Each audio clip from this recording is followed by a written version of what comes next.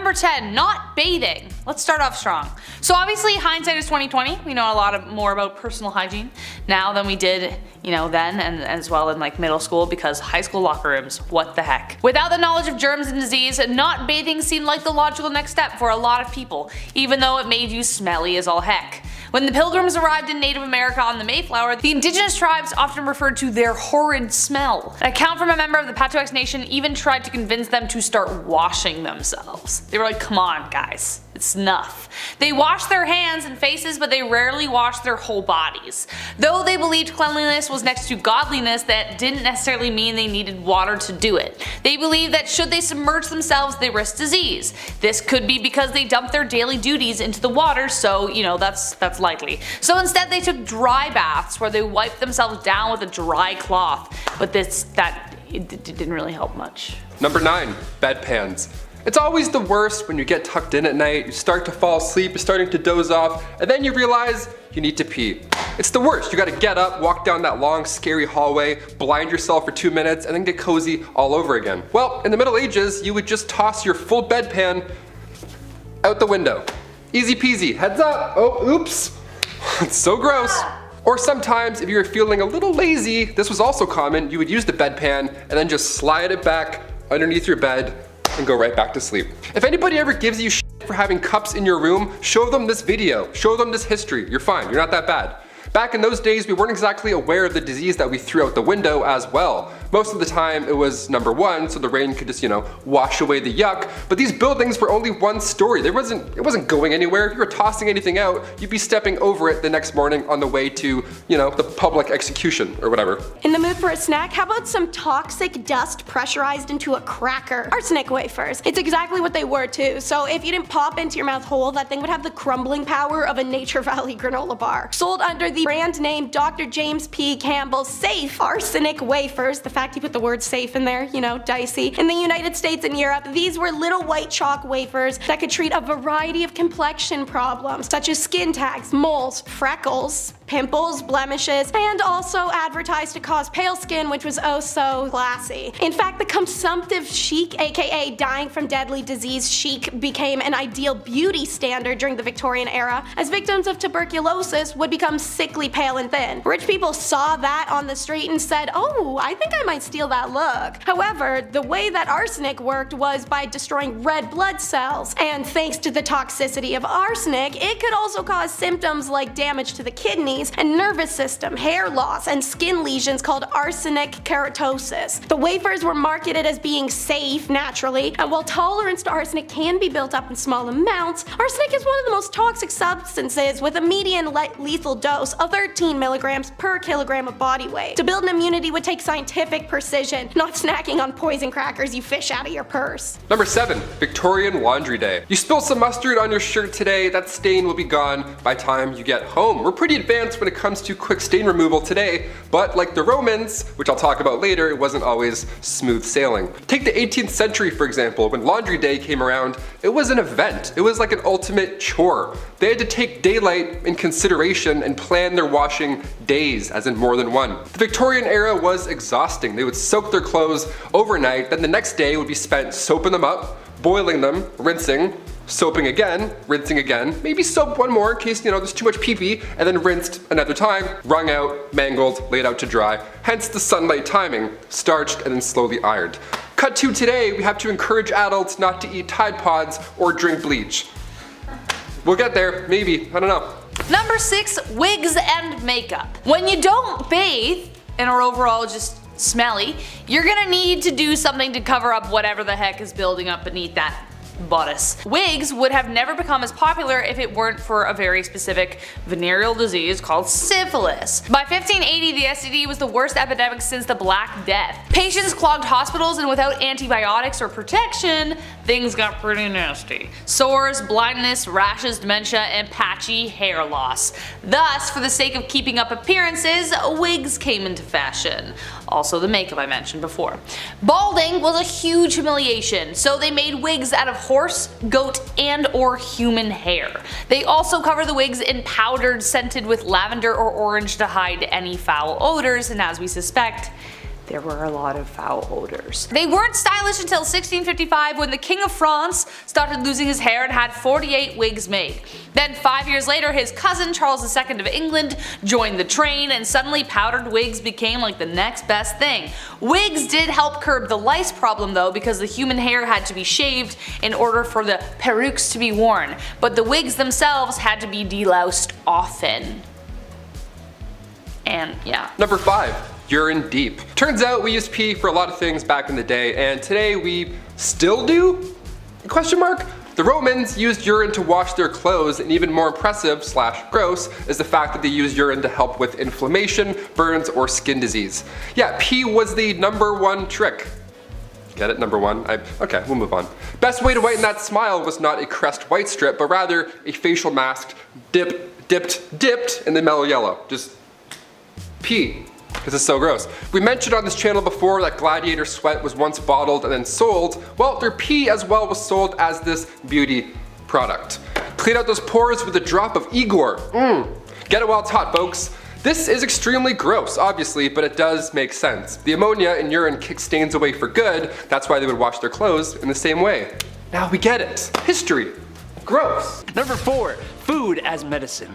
Trying to prevent bad things before they happen, it is a very human skill to have. And when it comes to preventative medicine, the Egyptians had some methods. One more obvious solution is diet. Eating the right stuff truly does help lead to a longer life, but eating the specific right stuff can directly prevent certain issues. As a prime example, the laborers that would build the massive iconic structures we know Egypt for today were kept fed with diets that include a lot of onion, garlic, and radishes. Now, I don't know if the ancient Egyptians knew the chemicals these foods contained, or if they just put 2 and 2 together, but onions, garlic, and radishes contain why did I do this to myself? Contain allistatin, allicin, and raffinine, which are very helpful when it comes to preventing diseases in the super crowded working and living conditions the laborers existed in. That allicin really helps. Another example would be to cure night blindness. In these circumstances, doctors fed their patients powdered liver, which is rich in vitamin A, which is a vital nutrient for vision. Again, I don't know if they knew it contained that specific thing, or if they were just like, I eat liver and I can see better. Discovery! Number 3, royal bum. The groom of the stool is a little bit different than the groom of a wedding. It was perhaps one of the worst jobs to have, but, pun intended, it's one of the most important roles. The groom of the king's close stool was a position created during King Henry VIII's reign. Their job was to wipe the king's butt. And if that doesn't sound horrible enough, this poor lad would carry the king's stool with him, like on his back, like a JanSport, and then monitor the king's meal times, and they would plan their day around when they thought the king would take a shit. I would be so anxious if a guy wearing a box toilet was just hanging out near me. He's like, hey, you feeling alright, boss? You good? You feeling full? That was a lot of bread earlier. You sure? Alright, take 5. Just, I don't know. Just take a look. I don't know.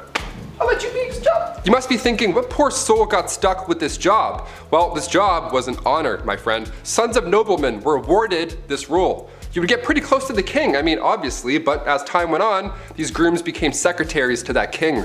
Pretty good upgrade. Eventually, getting a higher pay and benefits. Yeah, I would hope so. Even the king's walking, talking toilet gets dental back in the day. How neat is that? Number 2, eagle dung. I'm honestly not even sure what to say about this. You know? You have to have some kind of magnificent conviction to be like, I have no reason to believe this is true, but I'm 110% sure that bird dung will fix it. Like, that's some kind of confidence I don't think I'm ever gonna get. Eagle dung was a common substance found in the birthing room of all places. It was often rubbed in to alleviate the pain, most often accompanied by rose water, because who wants to smell that while they're bringing life to the world?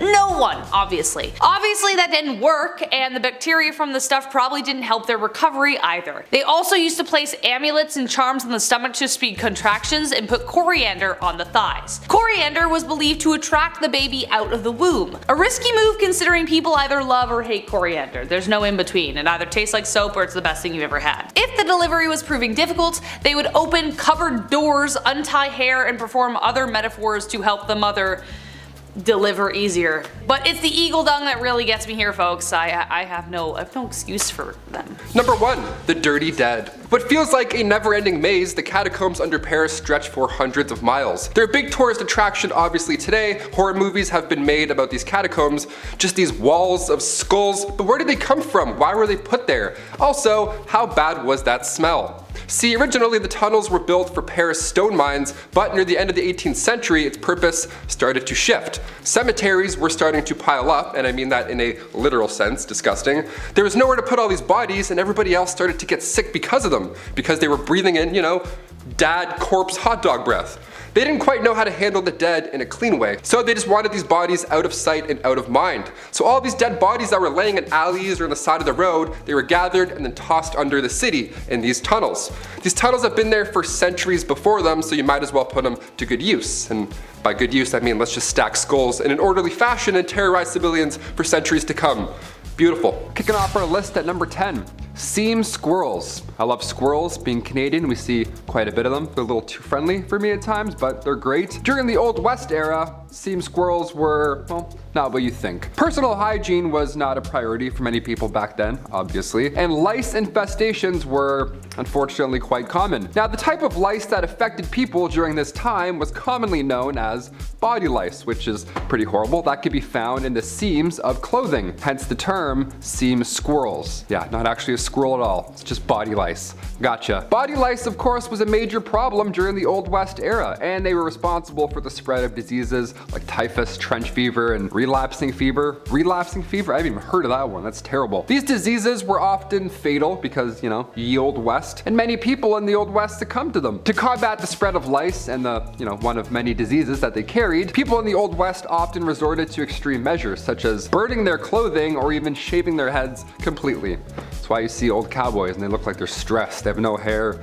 their clothes are just gone. You're like, what happened? Lice. Lice happened. Some people also used remedies like vinegar and kerosene to try and kill the lice. So yeah, it was a rough time either way. Overall, lice infestations were a significant health concern during the Old West era, and they played a significant role in the spread of disease. Yeah, it wasn't just rats in the medieval era, it was also lice, which is even grosser in my opinion. Number 9, Old West dental. I could use some Old West dental recently. I'm chewing on one side right now, you know what I mean? In the Old West, dental hygiene was not a priority for everyone. They couldn't afford it. And also, dental care was often very sparse. You couldn't really find it anywhere for that matter. People generally didn't have access to modern dental tools or products, and many did not have regular access to any dentists at any point in their life, which is a sad but real fact. That would suck, I'm terrified. However, there were some basic dental hygiene practices that people in the Old West may have followed to keep their teeth, somewhat in their heads, keep their gums not rotten. Didn't do much, but it did something. There were toothbrushes. Not many, but wasn't as good as Oral-B. There was some stuff. More often than not, you'd have to use twigs or chew on mint, that kind of natural survivor stuff. Some people may have also used a cloth or a rag to rub their teeth clean. Yeah, don't forget your tooth cloth before you go on vacation, I guess. Gotta and then put it back in your pocket. Your old woody teeth, gotta rub those. Access to professional dental care was limited in the Old West. Some towns, some had dentists, but all they did back then was just pull out the problem. They didn't give you a crown. They're like, which one hurts? All right, get out of here. All without anesthesia, so that's a great time. You're gonna remember all of it. Other options included a community toothbrush, which is hilarious to think about and also so sad. Yeah, some public establishments had a public toothbrush. Can you imagine? Go out, have a little brush, check your teeth. All right, cool. I'm gonna go back to the bar. I'm gonna be sick. I'm gonna actually throw up right now. Number 8, a lead facial. Today, if you have tan skin from that hot summer glow, it implies that you have had enough leisure time to acquire such a hue. Getting a tan is the thing unless you're like me and slather on that sunscreen for health. And so you look like a newborn baby when you're 80 years old. However, it was the opposite in times of old. If you had sun-kissed skin, that meant you worked hard in the fields, a symbol that you were a peasant or of lower class. If you were rich, you tended to have much paler skin, therefore implying your status, but simply staying out of the sun wasn't enough. Elizabeth I used a combination of lead and vinegar to achieve a bright white complexion and to hide her smallpox scars. The compound was called ceruse. This tradition even goes all the way back to women in the Roman Empire. A well-known actress named Kitty Fisher was also said to have died from the material as it slowly poisoned her with daily use. The material would add blisters, so she'd put more on to cover it up. Same with Elizabeth, and yes, slowly you understand. Number 7, Communal towels. Ugh, this one's so rough. It's exactly what you think it is. It was a ride. Today we have paper towels that you pump like 13 times just to get a little sheet. Or sometimes, if you're lucky, that Dyson air drying thing where you just dip your hands in for like 13 seconds and then it's done. You're like, oh, the future is here. That's always fun, that one. Back in the Old West, communal towels were often used in public restrooms and other shared spaces. Yeah, just one towel for all. Just to dap off everything that's wet or damp back then. Ew. These towels were usually made of cloth and hung on a rack for multiple people to use just in public, like it's your bathroom. While this may seem unhygienic by our modern standards now, it was a common practice at the time. So yeah, I don't know, we can laugh a bit, I guess. People were generally less concerned about the spread of germs and diseases back then, and communal towels were convenient and they were a cost-effective option for public spaces. However, with the rise of awarenesses about hygiene and germs and all that nasty stuff, the use of these towels eventually fell out of favor in the earliest 20th century. Thank God. Imagine dapping off your lips after eating some wings with a communal towel. Some cowboy just, you know, and then and then you come in and wipe your, that's so gross. Number 6. Hair care? Yeah, I added a question mark there because, I don't know, not much TLC going on top back then. Throughout history, people have used a variety of natural ingredients for hair care. Nowadays, guys have it too easy. It's like Axe 5-in-1. It's like hair, armpits, legs, feet, all like, no way you can do all of that. Popular methods in the Old West were whiskey and castor oil. Yep, all on your big exposed head, right in the sun, there you go. Pantene Pro V wasn't a thing then, so folks were rubbing their heads clean with castor oil. That's a nightmare. Whiskey was believed to help cleanse the scalp and often promote hair growth, while the castor oil, that option, that was thought to moisturize and condition the hair. So that'd be a fun 2-in-1 back then, that's great, put that in the stocking. These ingredients were readily available and most importantly, they were affordable, making them popular, but also, realistically, it was their only option. Guy's doing whiskey, he's like, yeah, let's clean it up top. It's so hot. It's like, ugh, really burns. Number 5, medical shows. Today, medical shows, they're fascinating. Dr. Pimple Popper, I'll watch that all day while I eat. I don't even care, I'm disgusting like that. Dude's getting mashed potatoes squeezed out of their back, so I'm like, let's go, I love it. I'm slapping that thumbs up, it's my shit. Back in the Wild West, the 1860s, the 1890s, you know, they had what's called medicinal showmen. These are, what an absolute joke, what a con. These guys would go town to town selling elixirs and tonics, everything one needs to live a happy and comfortable Western life, but they were full of lies. None of this shit is true. These professional medicinal showmen would have pawns run ahead and plant themselves in the audience before these random demonstrations of amazing medical elixirs, right? These shows, bunch of bullshit. They would call up random audience members, that guy that ran ahead, and then use one of these elixirs and magically treat their ailment on the spot in front of the public, right? Almost as if it was a magic show. One of the most successful of these elixirs was the elixir made from John Healy and Charles Bigelow. It was a mixture of herbs, roots, and animal fat, said to treat any and all illness, but in reality, it was just an extremely strong laxative. So yeah, if you're gonna take it, make sure you're close to home.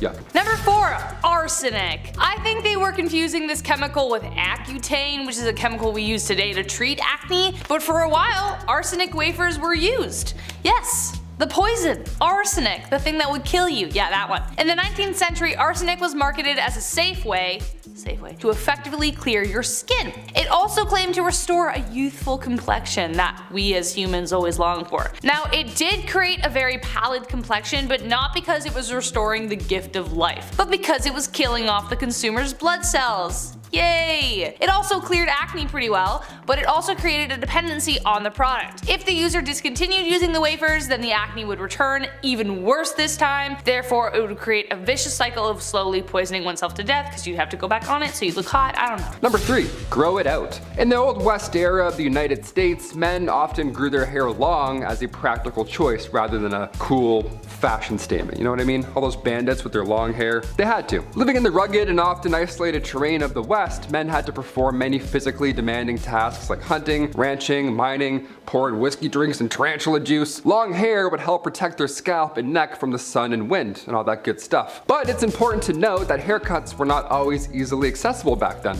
And many men back then could not afford them or did not have access to a barber. It's like, I can't cut it. It's like, where? We don't have anything. We don't have dental. What do we do? As a result, growing their hair long became a practical and functional choice for many men back in the Old West rather than, style. They were going for looks back then. They weren't doing man buns, doing the cowboy thing. They're like, no, I have bugs. I don't want you to see my bugs. I'm gonna grow it, thanks. Number 2, outhouses. This one here stinks. In the Wild West, outhouses were sadly common as indoor plumbing was not yet available. Didn't think of that yet. So these structures were often simple and consisted of a small building, if you want to call it that, with a hole in the ground for your waste disposal, if you want to call it that. Now, due to the unsanitary conditions and lack of proper waste management and knowledge about germs and stuff, outhouses could attract a variety of insects and other pests, and it was just bad to go in there. Flies, mosquitoes, other bugs that were commonly found in and around these structures, and they could potentially transmit diseases to humans. So if you're in there,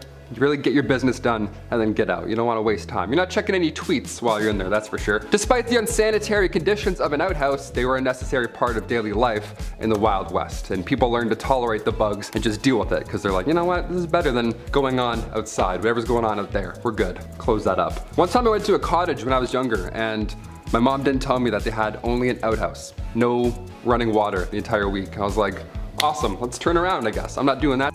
I held it for like 7 days straight. It was a nightmare. And finally, number 1, broken bones. I'm lucky enough to have never broken a bone. I mean, knock on all the woods. But what if you did back in the old Western days, right? Then what would happen? What, is a cowboy gonna heal you up? No. What if you were trying to learn a kickflip and you broke your leg? Then what? What are you gonna do? If the dental plan was any indication, it's not pretty, not a lot of options. In the Old West, broken bones were a common occurrence, particularly among those who worked in physically demanding jobs, like ranchers, miners, cowboys, around livestock.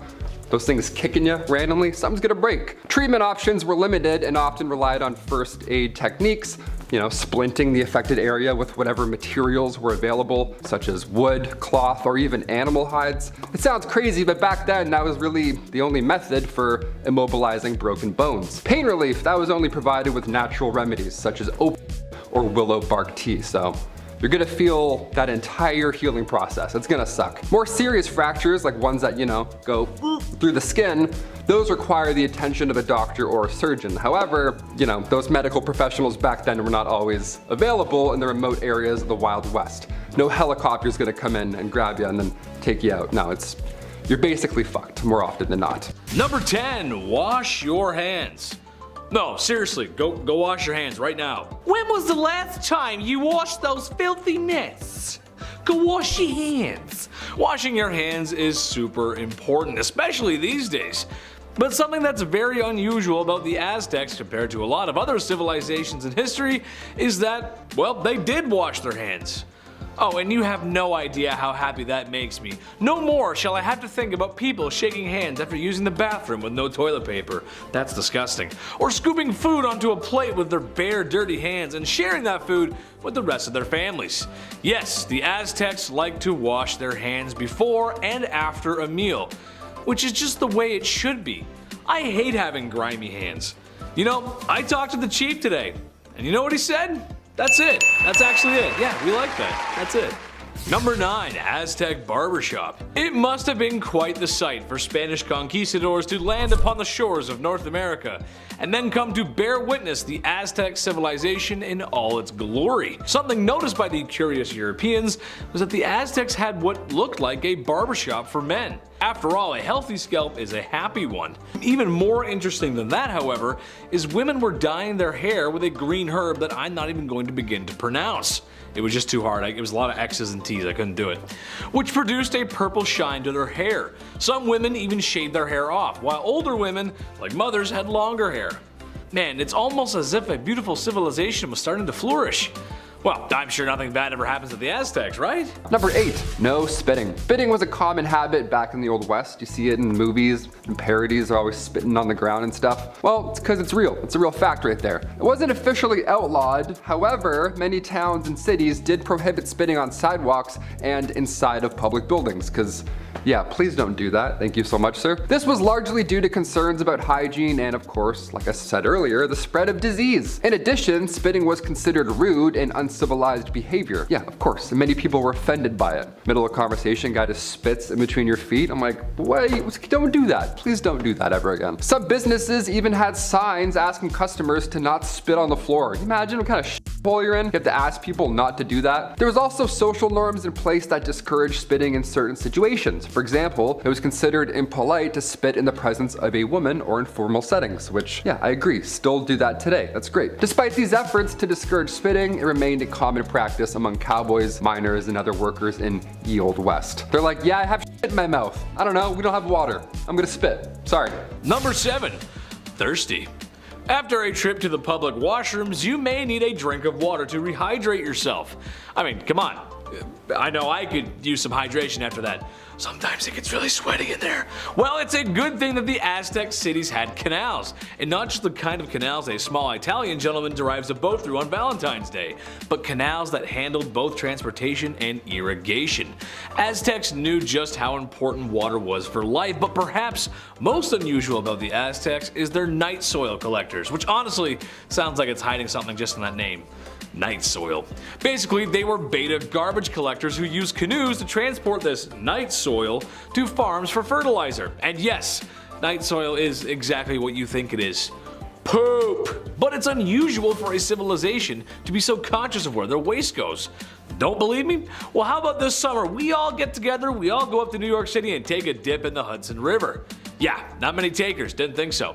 They were doing their best with what they had. And if women don't find you handsome, they should at least find you handy. You know what I'm saying? Number 6, ye olde dentistry. Look, every time I find a decent dentistry fact, I slap that bad boy in here like a D-based infomercial host with a surprisingly effective kitchen gadget. You're gonna love my nuts. Remember that guy? This is just one of those facts. Do I have a fear of the dentist? No. No, I don't, because my dentist is nice and has all the modern amenities to make me feel at ease. A comfy chair, laughing gas, and putting Peppa Pig on the TV because I'm a big baby. Goo goo gaga. However, no amount of any of those things I mentioned can prepare you for the dentistry before the year 1900. It was crude to say the least, but hygiene is hygiene. And you gotta keep that mouth fresh and clean. Tooth infections were fixed with rubbing charcoal in the affected area, and if that wasn't enough, a super safe mixture of snake venom and vinegar was used. What? Okay. Who was the first guy that discovered snake venom had such healing properties? Probably the same weirdo who first milked a cow, if I had to guess.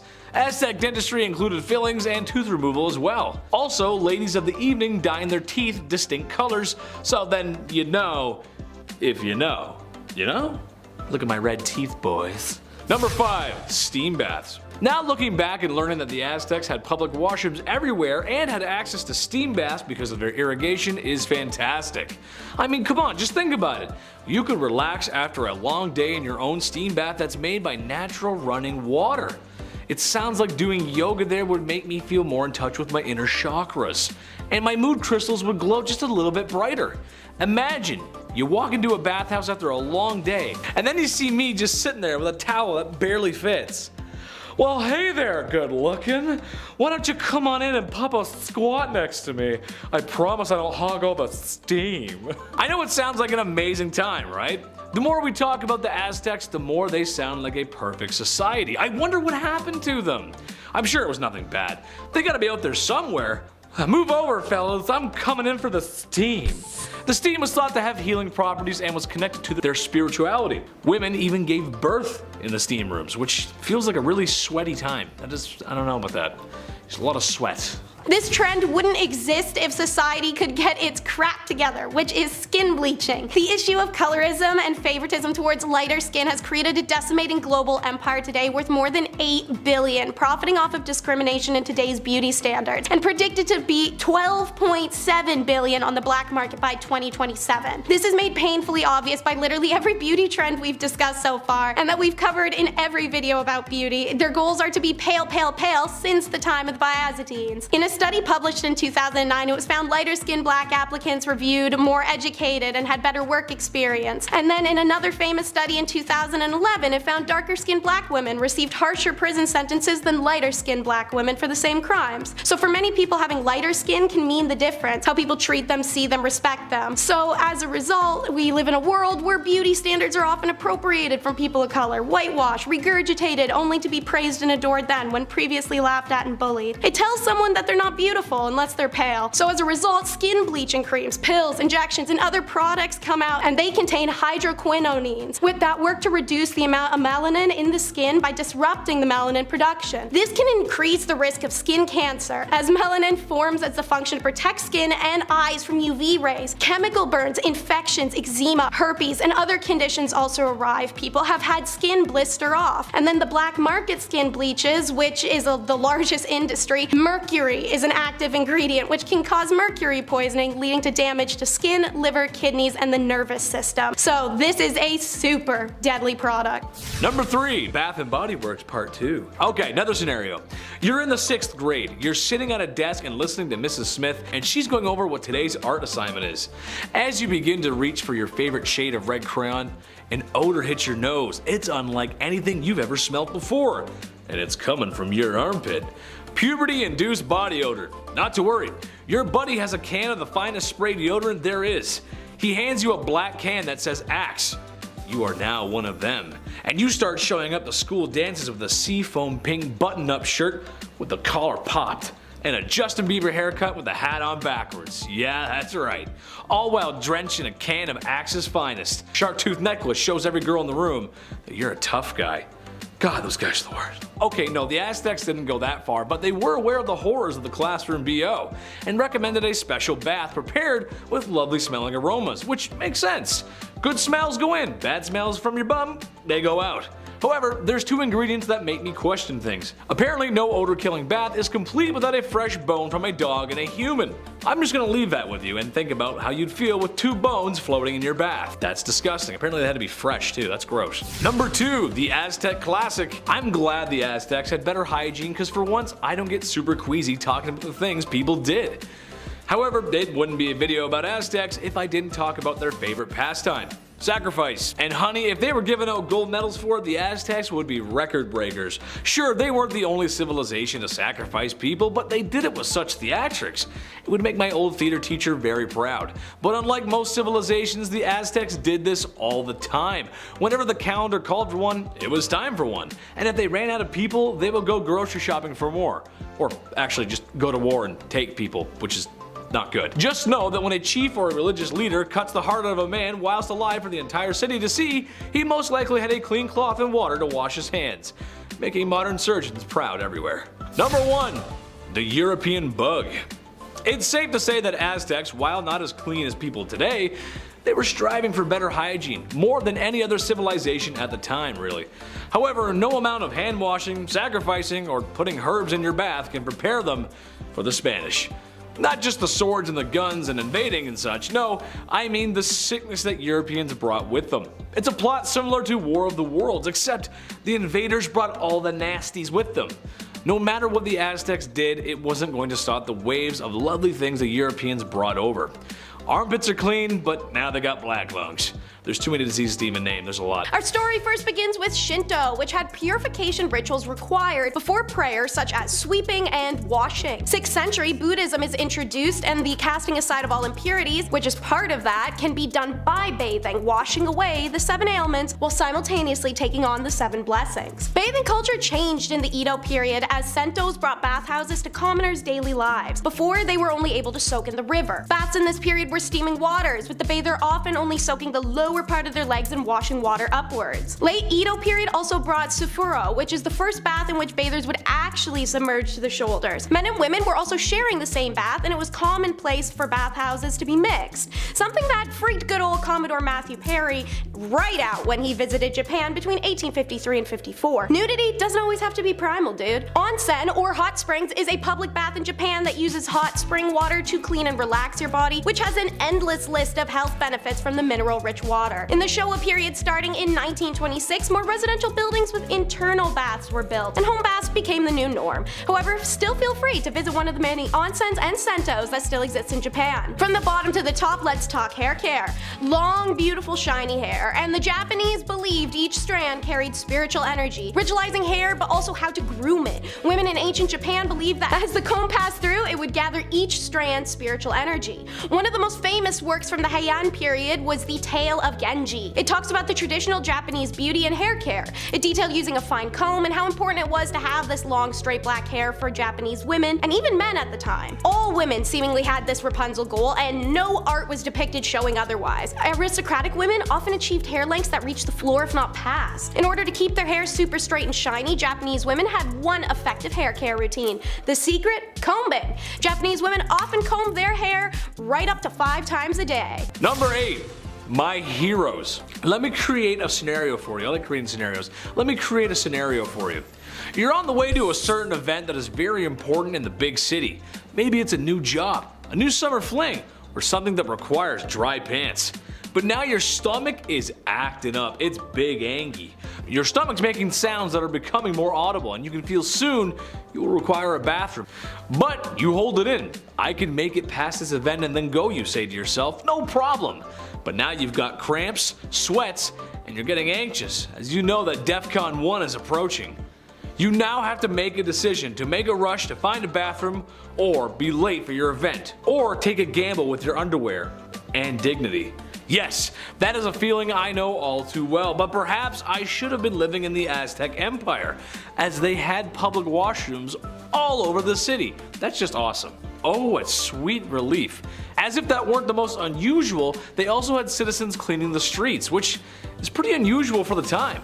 Yes, cleanliness was very important to the Aztecs, and honestly, I think there should be public toilets on every street corner. Please, sometimes I gotta go. But there's more to it than just the comb. It's all in the tsubaki sauce. In Japan, tsubaki oil was used for thousands of years as a cooking and machine oil. However, on Oshima Island, the women who harvested the oil were noticed to have long, beautiful hair and radiant, clean skin. Naturally, they'd been using the oil harvested from the tsubaki nuts on their hair and skin since it was all over their hands from working. This news flew, and suddenly far and wide, Japanese women started using tsubaki for beauty purposes. Science time! Tsubaki oil contains a very high level of oleic acid, which will control the water loss while making your hair softer and more pliable and minimize shedding. Linoleic acid in the oil stimulates hair growth, maintains healthy scalp conditions, and improves moisture retention. Tsubaki oil is non-greasy and an excellent all-around moisturizer for hair and skin. Its excellent emollient properties keep skin and hair supple, and tsubaki also features prominently in the art of traditional pattern Japanese designs. Dating back since the 11th century, they're called wagara, where it became popular in the motif of the Meiji period.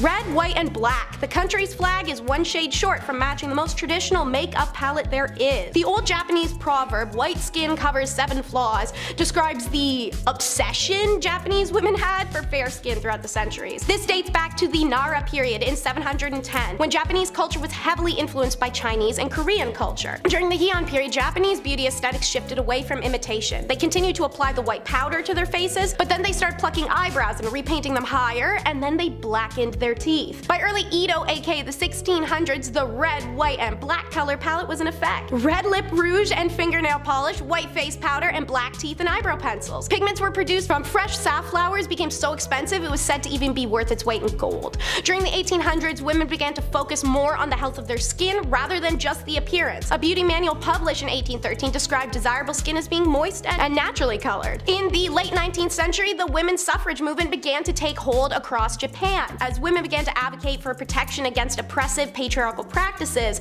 the concerns for beauty began to change, and workplaces and schools began to drop requirements for makeup. And finally, from the 1980s, beauty started to move away from emulating the West. More Japanese women were able to represent their own Japanese identity internationally. Models like Yamaguchi Sayoaka, who made it onto the international scene, served as inspiration for young Japanese women to embrace their own beauty. But I know I can't breeze by something I'd mentioned, so Uhaguro is next. As mentioned in the Heian period, yes again because they were the hygiene and beauty trend-setting period of Japan, Japanese beauty products broke free and created a distinct aesthetic of their own. This included the long straight hair, white powdered face, yada yada, and an unusual beauty ideal, the blackened teeth called ohagaro. Now, it's usually done for the first time during puberty to celebrate maturity and growing beauty for women. Not to mention the charcoals used for it are incredibly good for your teeth. During Heian, purely black items were considered pure and beautiful, and people wanted to imitate that as much as possible. What's new about that? Make it the motto for the Kardashian family. Teeth as black as night were seen as beautiful and remained popular as a beauty ideal until the 19th century.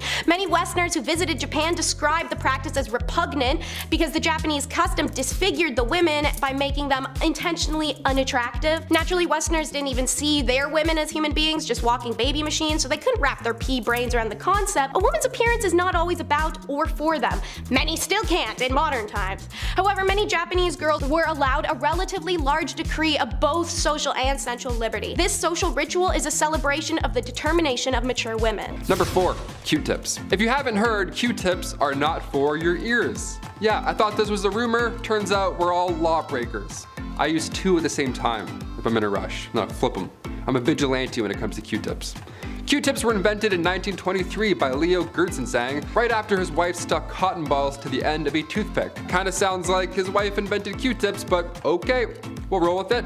From 1923 to 1926, they were named Baby Gays, and then Q-tip Baby Gays, and then finally just Q-tips. That's like a Sweet Baby Ray's, that barbecue sauce. Oh, so good. If they just called it Sweet Ray's, maybe they get rid of the baby, I don't know.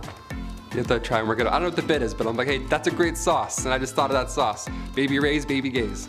Back in those days, Q-tips were dipped in boric acid, and they were intended to sterilize wounds. Yeah, we're just out here like, my eyes roll back every time. I get way too deep. I get too deep where I'm like, oh, it's gone.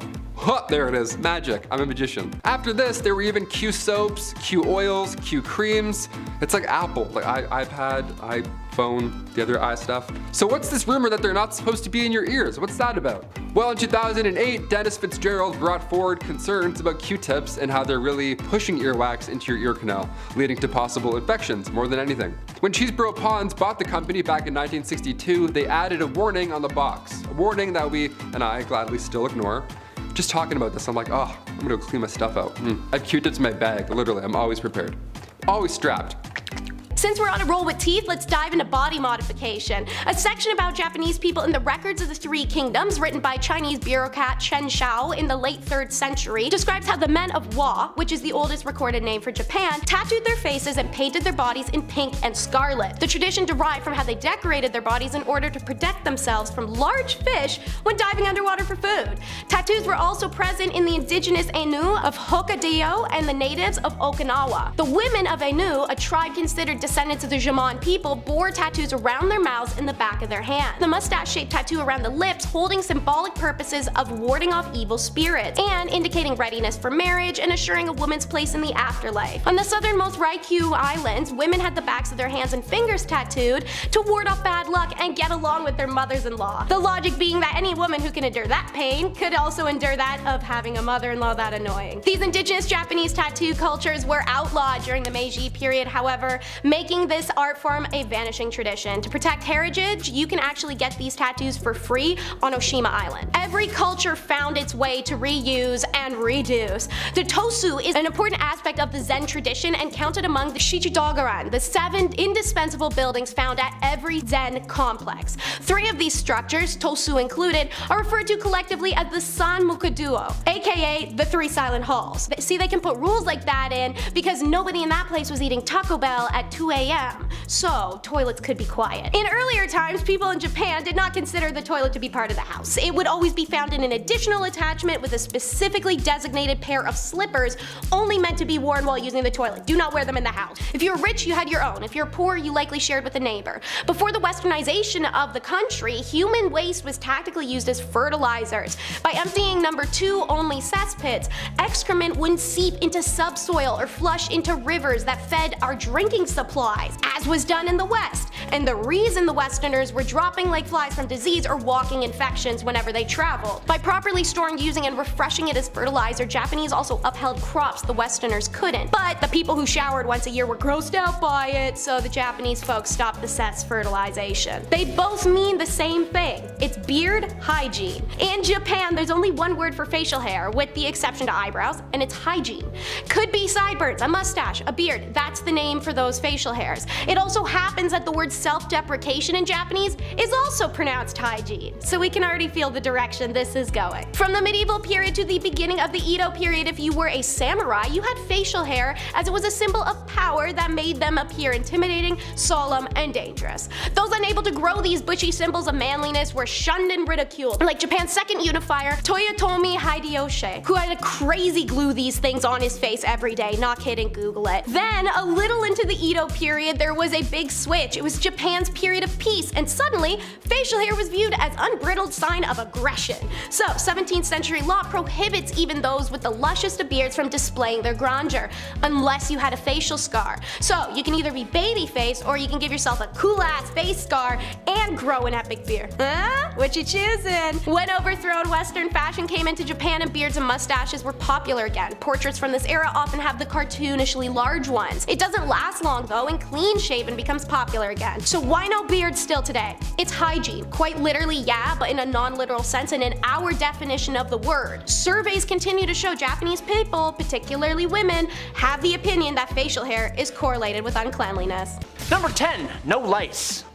You know in elementary school when they would check everyone for lice and one poor sucker had to get their head shaved and walk around as that bald kid for like a month and would probably get bullied? Well, that ain't gonna happen back in ancient Egypt because everyone shaved their heads to avoid lice back then, and priests would shave their whole bodies just like Michael Phelps. Instead of having actual hair of their own, they would wear wigs.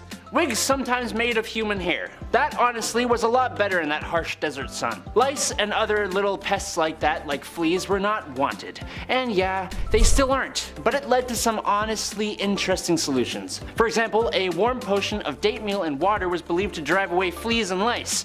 They would use cat's fat to keep away mice, I made a rhyme, and one that probably actually did something was when they used a solution of natron, water, and salt in their humble abodes to eliminate and repel fleas. Number 9, ancient sunscreen. As soon as summer comes around, game over. I burn so easily. That's why I'm a fan of winter. I don't have to keep applying sunscreen to my face all day, all night, and feel like I'm about to faint, obviously.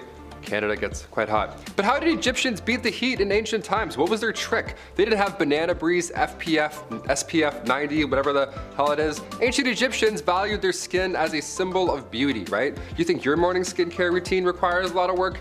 Think again, Laura. Their routine was written on tomb walls and scrolls. Rice bran containing UV absorbing gamma oryzanol was used to block the sun off. Yeah, it was that hard. Jasmine as well helped repair sun damage, and ancient Greeks as well. They used olive oil as sunscreen as well as ancient Egyptians, which as far as UV protection goes, it did absolutely nothing. You'd be burnt and extremely dehydrated, but also you'd have some nice tan lines and you wouldn't be as pale as me, so it wasn't all bad. Power of a wooden comb. The most popular materials were the sleekish stones like jade, polished gold, but most of all, boxwood. It's naturally oily, so the combs are anti-static, avoid breakage, and are gentle on the scalp. Traditionally, boxwood combs would have been created from trees only after they've turned 35 years old. The wood is harvested in August or September when the weather is hot, but the humidity is low. Then, it's dried for 3 years. The process from start to finish can take up to 60 steps, and the Japanese government officially recognizes close to 200 traditional national industries, and comb making tops the list to this day. Traditionally, women would be given a set of these combs when they married. They are used to create every possible hairstyle, from a slick back top knot of sumo wrestlers to the perfectly precise updo of a geisha. Even to this date, every 20 years, boxwood combs are sent to the Ise Shrine in Japan, where they're ritually burned in sacrifice to the sun goddess. Number 7, deodorant. Before the Old Spice guy was born, what did people even do to smell good? What happened? Deodorant was actually first introduced to the public back in the late 1800s. It was called Mum. It was a cream that used zinc oxide. It was stored in a metal container, nothing like Speed Stick at all. It wasn't discreet or anything. It was bad. But ancient Egyptians, Even worse. They had to use ostrich eggs when it came to smelling good in the pits. They made perfumes as well and were among the first to use any type of deodorant, so that's a pretty good start. Thank you. Thank you so much, ancient Egyptians. Hence the ostrich egg factor. They had to start somewhere. They mixed a little fat, tamarisk, tortoise shell, and then nuts, and bam, there you go. You're ready for the day. Just pop it on. Another method was a little more yummy than the ostrich eggs and nuts method. Egyptians would use porridge balls. Yeah, flavored porridge rolled up and securely tucked under your arms. Honestly, that seems like a better alternative. Sometimes when you put antiperspirants or like deodorant on, it gets like it all crumbles apart. It's like feta cheese all of a sudden. You're like, what happened to this stick? I would rather have porridge balls than just call it a day. Boom. Number 6, get this man a Tic Tac or something. Just like I use mints to cure my nasty tea breath, which I argue is worse than coffee breath, the ancient Egyptians used breath mints to keep things fresh.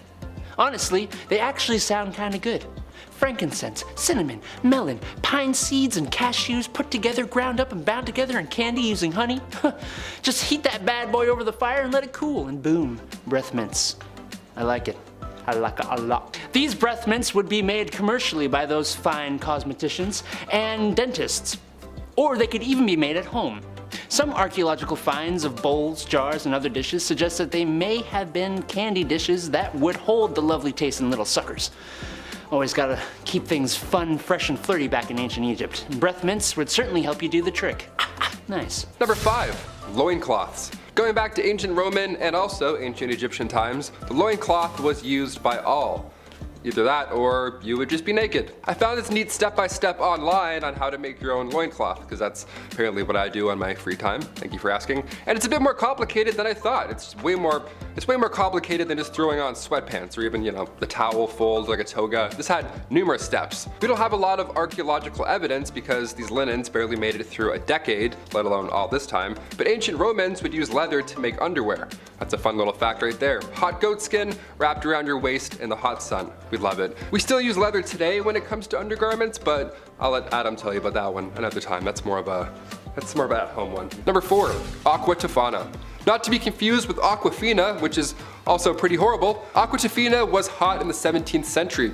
This was a straight up poison that was marketed as a cosmetic. This was during the late 1600s and it was first used by 2 women, Francesca Lasarda and Teofania di Amato. They used this cosmetic, this makeup, so that when their husbands kissed them on the cheek, they would then be poisoned.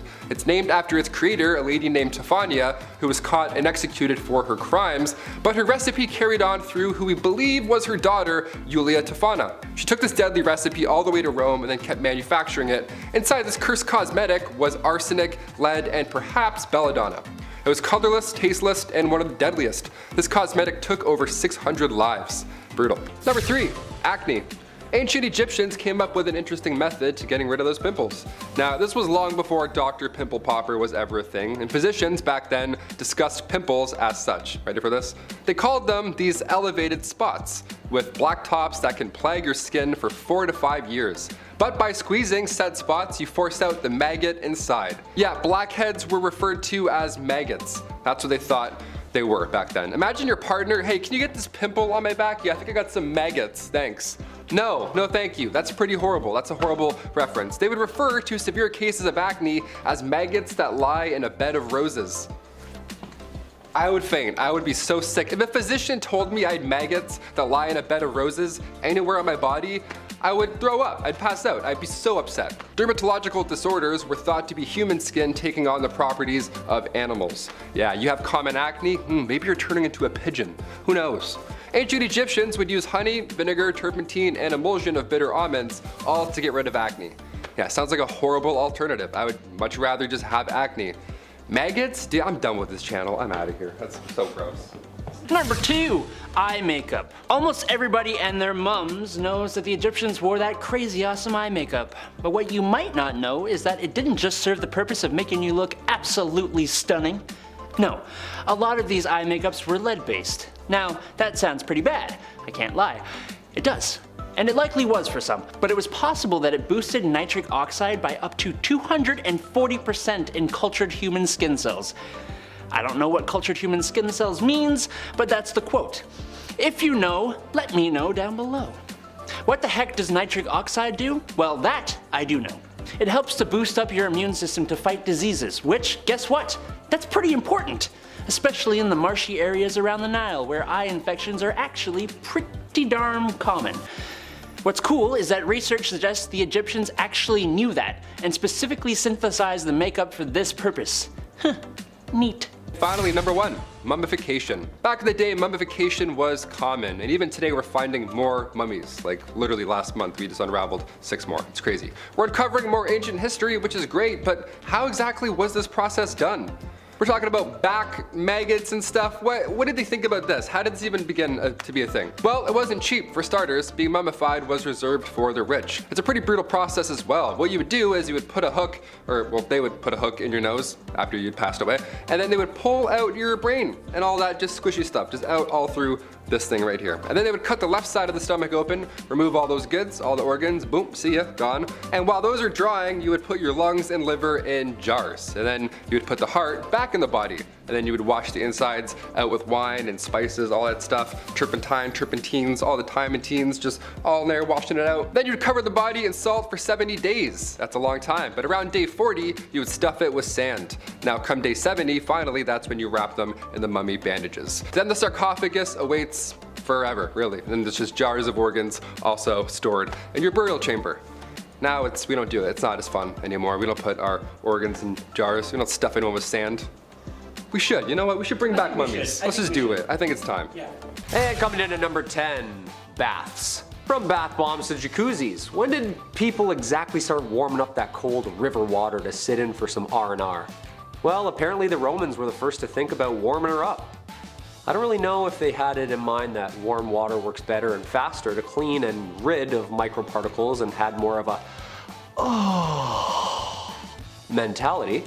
But one way or another they did it. Were they really ahead of their time though? The first bathhouses have been discovered in Rome approximately being built somewhere in the 2nd century BC. The first of its kind, from a river of cold water to the abundance of over 500 steaming prominent bathhouses. You could pamper yourself head to toe for a small price, small enough so that even the poorest could bathe. That's a lot of small business owners. Hottest water in town, step right up, step right up. The Romans came up with an idea to build a spa house thing which could be flooded and heated by the floor beneath it. With a giant fireplace inside the spa, it was lit by hand and blown through the vents under the floor. Damn, they were smart, huh? Hot and steamy and good for the body. And clean. Well, cleaner. The bathhouse was a technology of its own, and it seemed like humanity was headed in the right direction. No, they were not. Number 9, wiping. Do as the Romans did. It's thought that these people thought of literally everything before us. Oh yeah? How about pogo sticks? Think of that? Huh? Pogo-initis? No, you didn't. Look that up, did they? Over the years I've had some pretty jobs, but nothing as as this one. Literally. Sire, would you like fronteth to backeth or backeth to fronteth today, sire? That's right, there was a job for that. People had to have had started wiping at some point, right? But who exactly and when? The groom of the stool, chief gentlewoman of the privy chamber. Call it whatever you like, we know what they did. So what exactly did they wipe with? Well, usually hay, sticks, fur, or even seashells. Every single one of those sounds itchy and terrible. I know what Charmin can do sometimes, and I can't imagine what a piece of oak could have done back then. Was there splinter taker-outers as well? I can't help but feel, although, how painful and stinky it was. I'm sure there was at least one shared laugh, a little quality time spent with some royalty to say the least. Although this career is speculated, both King Charles I and King James I had them, so unless they decided they wanted to do that after them, someone must have continued doing it. I hope for a pretty penny at least. Those waste management dudes have pretty good benefits. Filing your taxes looking for a job description? Yes, here it is, wiper. Number 8, the finest of cosmetics. The cosmetics of ancient Egypt were not just for looking good, they were for feeling good too. Like on the inside. Now, as such, those professionals who made the stuff took it pretty seriously. Not just because of a passion for the art, but also because they'd be judged pretty damn harshly if they did a bad job. If they sucked, it would mean having the whole neighborhood give you a bad reputation. And in the cosmetics business, just like show business, it's all about that reputation.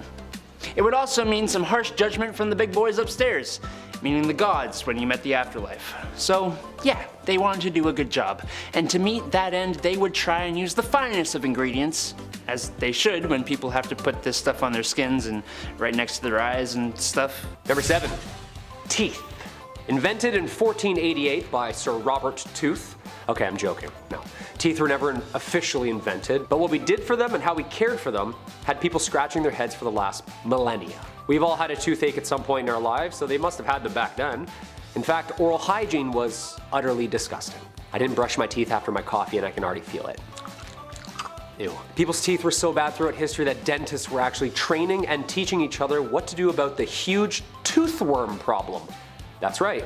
Imagine worms growing inside your teeth.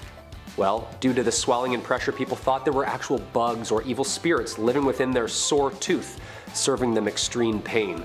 Nope, just an infection. You need a root canal. Oh, and actual worms and bugs living in the tooth. Yeah, you see this gray area right here? That's a ladybug, right? It's medieval England and things were pretty medieval.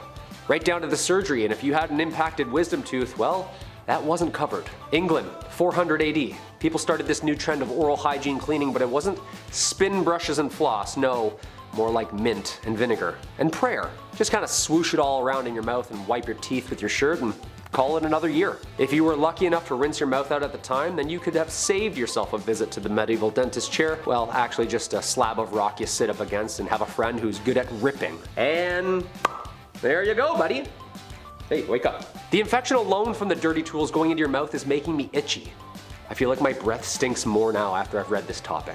Anybody have any gum?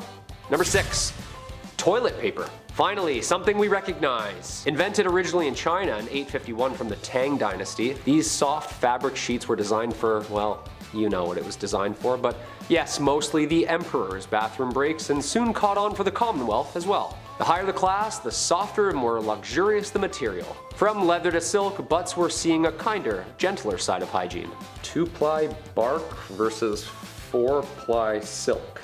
The use of toilet paper throughout Europe is a messy one. Again, wipers and hay and stuff like that.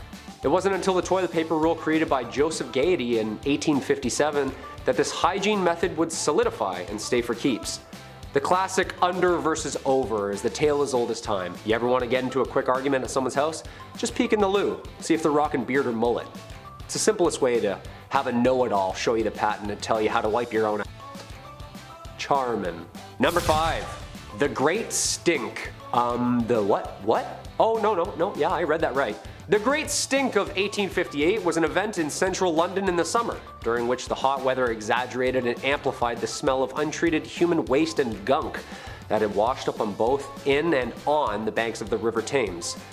The problem had been growing for years with an out-of-date technology and overflowing sewage system that emptied directly into the river.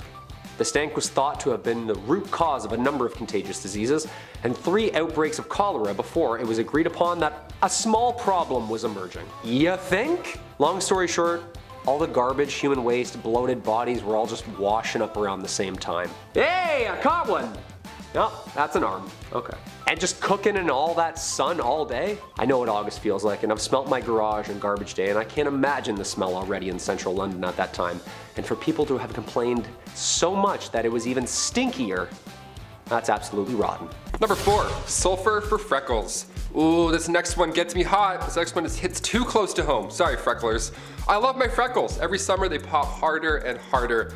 Better, faster, and stronger. I love them. But back in the day, there were some pretty insane methods to get rid of them. I know, get rid of them. How could you, right? How dare you? Having freckles in ancient Roman days meant you couldn't participate in your favorite magical rituals. Yeah, sorry, Balthazar. I'll catch you the next meeting, I guess. I'm gonna go wash up. Having freckles meant you were impure or polluted. And in ancient Greece, having a beauty mark or 1,000 on your face or cheek meant a bright future was in store for you. So depends really where I am. But I'm like, huh? Medieval Europe, moles or freckles meant that you were for sure a witch. Great. That one they're onto something a little bit. I got witchy vibes. Ancient China, if you had a red or black mole, that was actually a good sign. But a brown mole, like this one, meant grave warning signs. So depending where and when you were, that freckle that you named when you were 7 could have possibly changed your entire life. In places where freckles weren't desirable, sulfur was used daily to get rid of them. We don't recommend lathering your face with sulfur. In fact, I think magical rituals are safer. Number 3, flushing. Okay, we're making some ground here. We got toilet paper, we got something for the smell. So now where do we put it? Well, plumbing and flushing wasn't connected to each house like it is today. See, the Greeks and Romans had it down to a science. They built drainage systems and learned from the ancient Mesopotamian people how to exactly deal with the problem of waste. A system of pipes, tubes, and drains. The bathroom problem seemed like an easy solution. Use gravity downhill to dispose of the waste outside the city. And here's the kicker.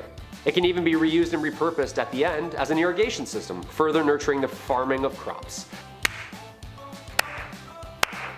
No, that's good. No, he's right. And then it disappears and literally goes downhill again. After the Roman Empire had fallen, this European dark sanitation era had begun, and hygiene sort of just slipped away. People weren't really concerned with things like disease and plague, and instead leaned into real science like witchcraft or burning cats for fun. You know, important stuff. It wasn't until about the mid-1850s where people revisited this age-old problem and recreated and did exactly the same thing science we already knew. Things were unnecessarily stinky for way too long.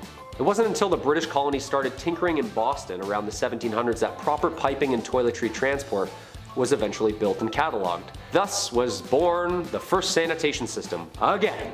And we still see it today, thank God. Number 2, disinfectants. How did people exactly know if something was clean or not? They couldn't have just seen the particles back then. Let's hear a chamber pot. Smells clean. People were plugging their noses so they couldn't even smell anything. They couldn't smell if it was clean or not. There certainly wasn't a demand for a fresh lemon scent that we're all used to. This was the birth of some basic antiseptic. Chemists were mixing and matching chemicals, and a new form of cleaning agent was introduced in the 1890s by German chemist science Gustav Ruppenstrock in hopes to rid the country of the overflowing cholera epidemic and seize the spread of germs and the disease. By mixing benzalkonium and hydrogen peroxide, you were left with a chemical compound that would destroy and clean infections on medical patients. Light bulb. Thus leaning towards the direction of an all-purpose surface cleaner, killing bacteria and ridding the area of harmful toxins. And drumroll please, Lysol was created. That's right, the same Lysol we use today. This was a push in the right way for humanity. An easy to use liquid cleaner that would aid disinfecting everything in its way. I've seen the bottle and the Wemyss labels. Must have been even stronger back then too. Hope no one spilled it on themselves in testing. Ooh, ouch, that is a class 1 chemical burn. You're just gonna wanna pee on that for 12 to 13 days. And number 1, soap. Finally, the end of all our ailments. Soap, the answer. Well, not really. See, it's been around since the Romans, because they literally did everything before us, and stop bragging, we get it. Made out of animal fats, ash, and mostly lye, these makeshift balls of soap were invented years ago. And then forgotten, and then invented again, and then forgotten again. Cleanliness was loose, remember, and it was almost uncool to believe in science, and it wasn't really until the mass production of this chemical detergent that it really stuck.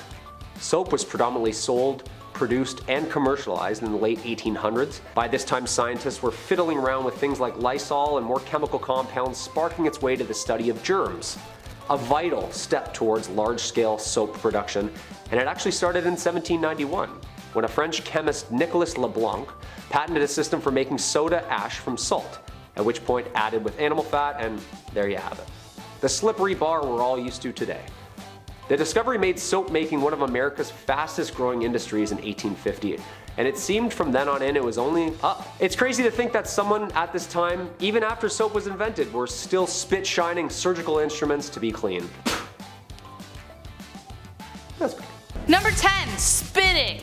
2 words, chewing tobacco. I am not the only one, I know it, who made this face while watching Western movies and some grimy guy just like spits into a bucket like some like brownie green slime. In saloons in the old Wild West, spitting became so common that it had to be outlawed at one point. Men would spit tobacco onto the floor with spittoons and cuspidors lined the bar. Most of the time, they missed. The job of cleaning them often fell to junior shop assistants, which was a worse job than cleaning a fast food chain bathroom. They essentially became little cesspools of disease, and people got really worried eventually because, no duh, they're spitting all their stuff everywhere. Following the devastating flu epidemic of 1918, plus the constant fear of TB, anti-spitting campaigns were undertaken and it was outlawed. Number 9, shine bright like a diamond. If somebody told you that your face was glowing back in the late 30s, that would be the highest of all compliments. You'd be like, oh my god, thank you. I am not a vampire, but thank you. Thoradia was a beauty product company that made radioactive creams, radioactive powders, radioactive lipsticks, anything to get your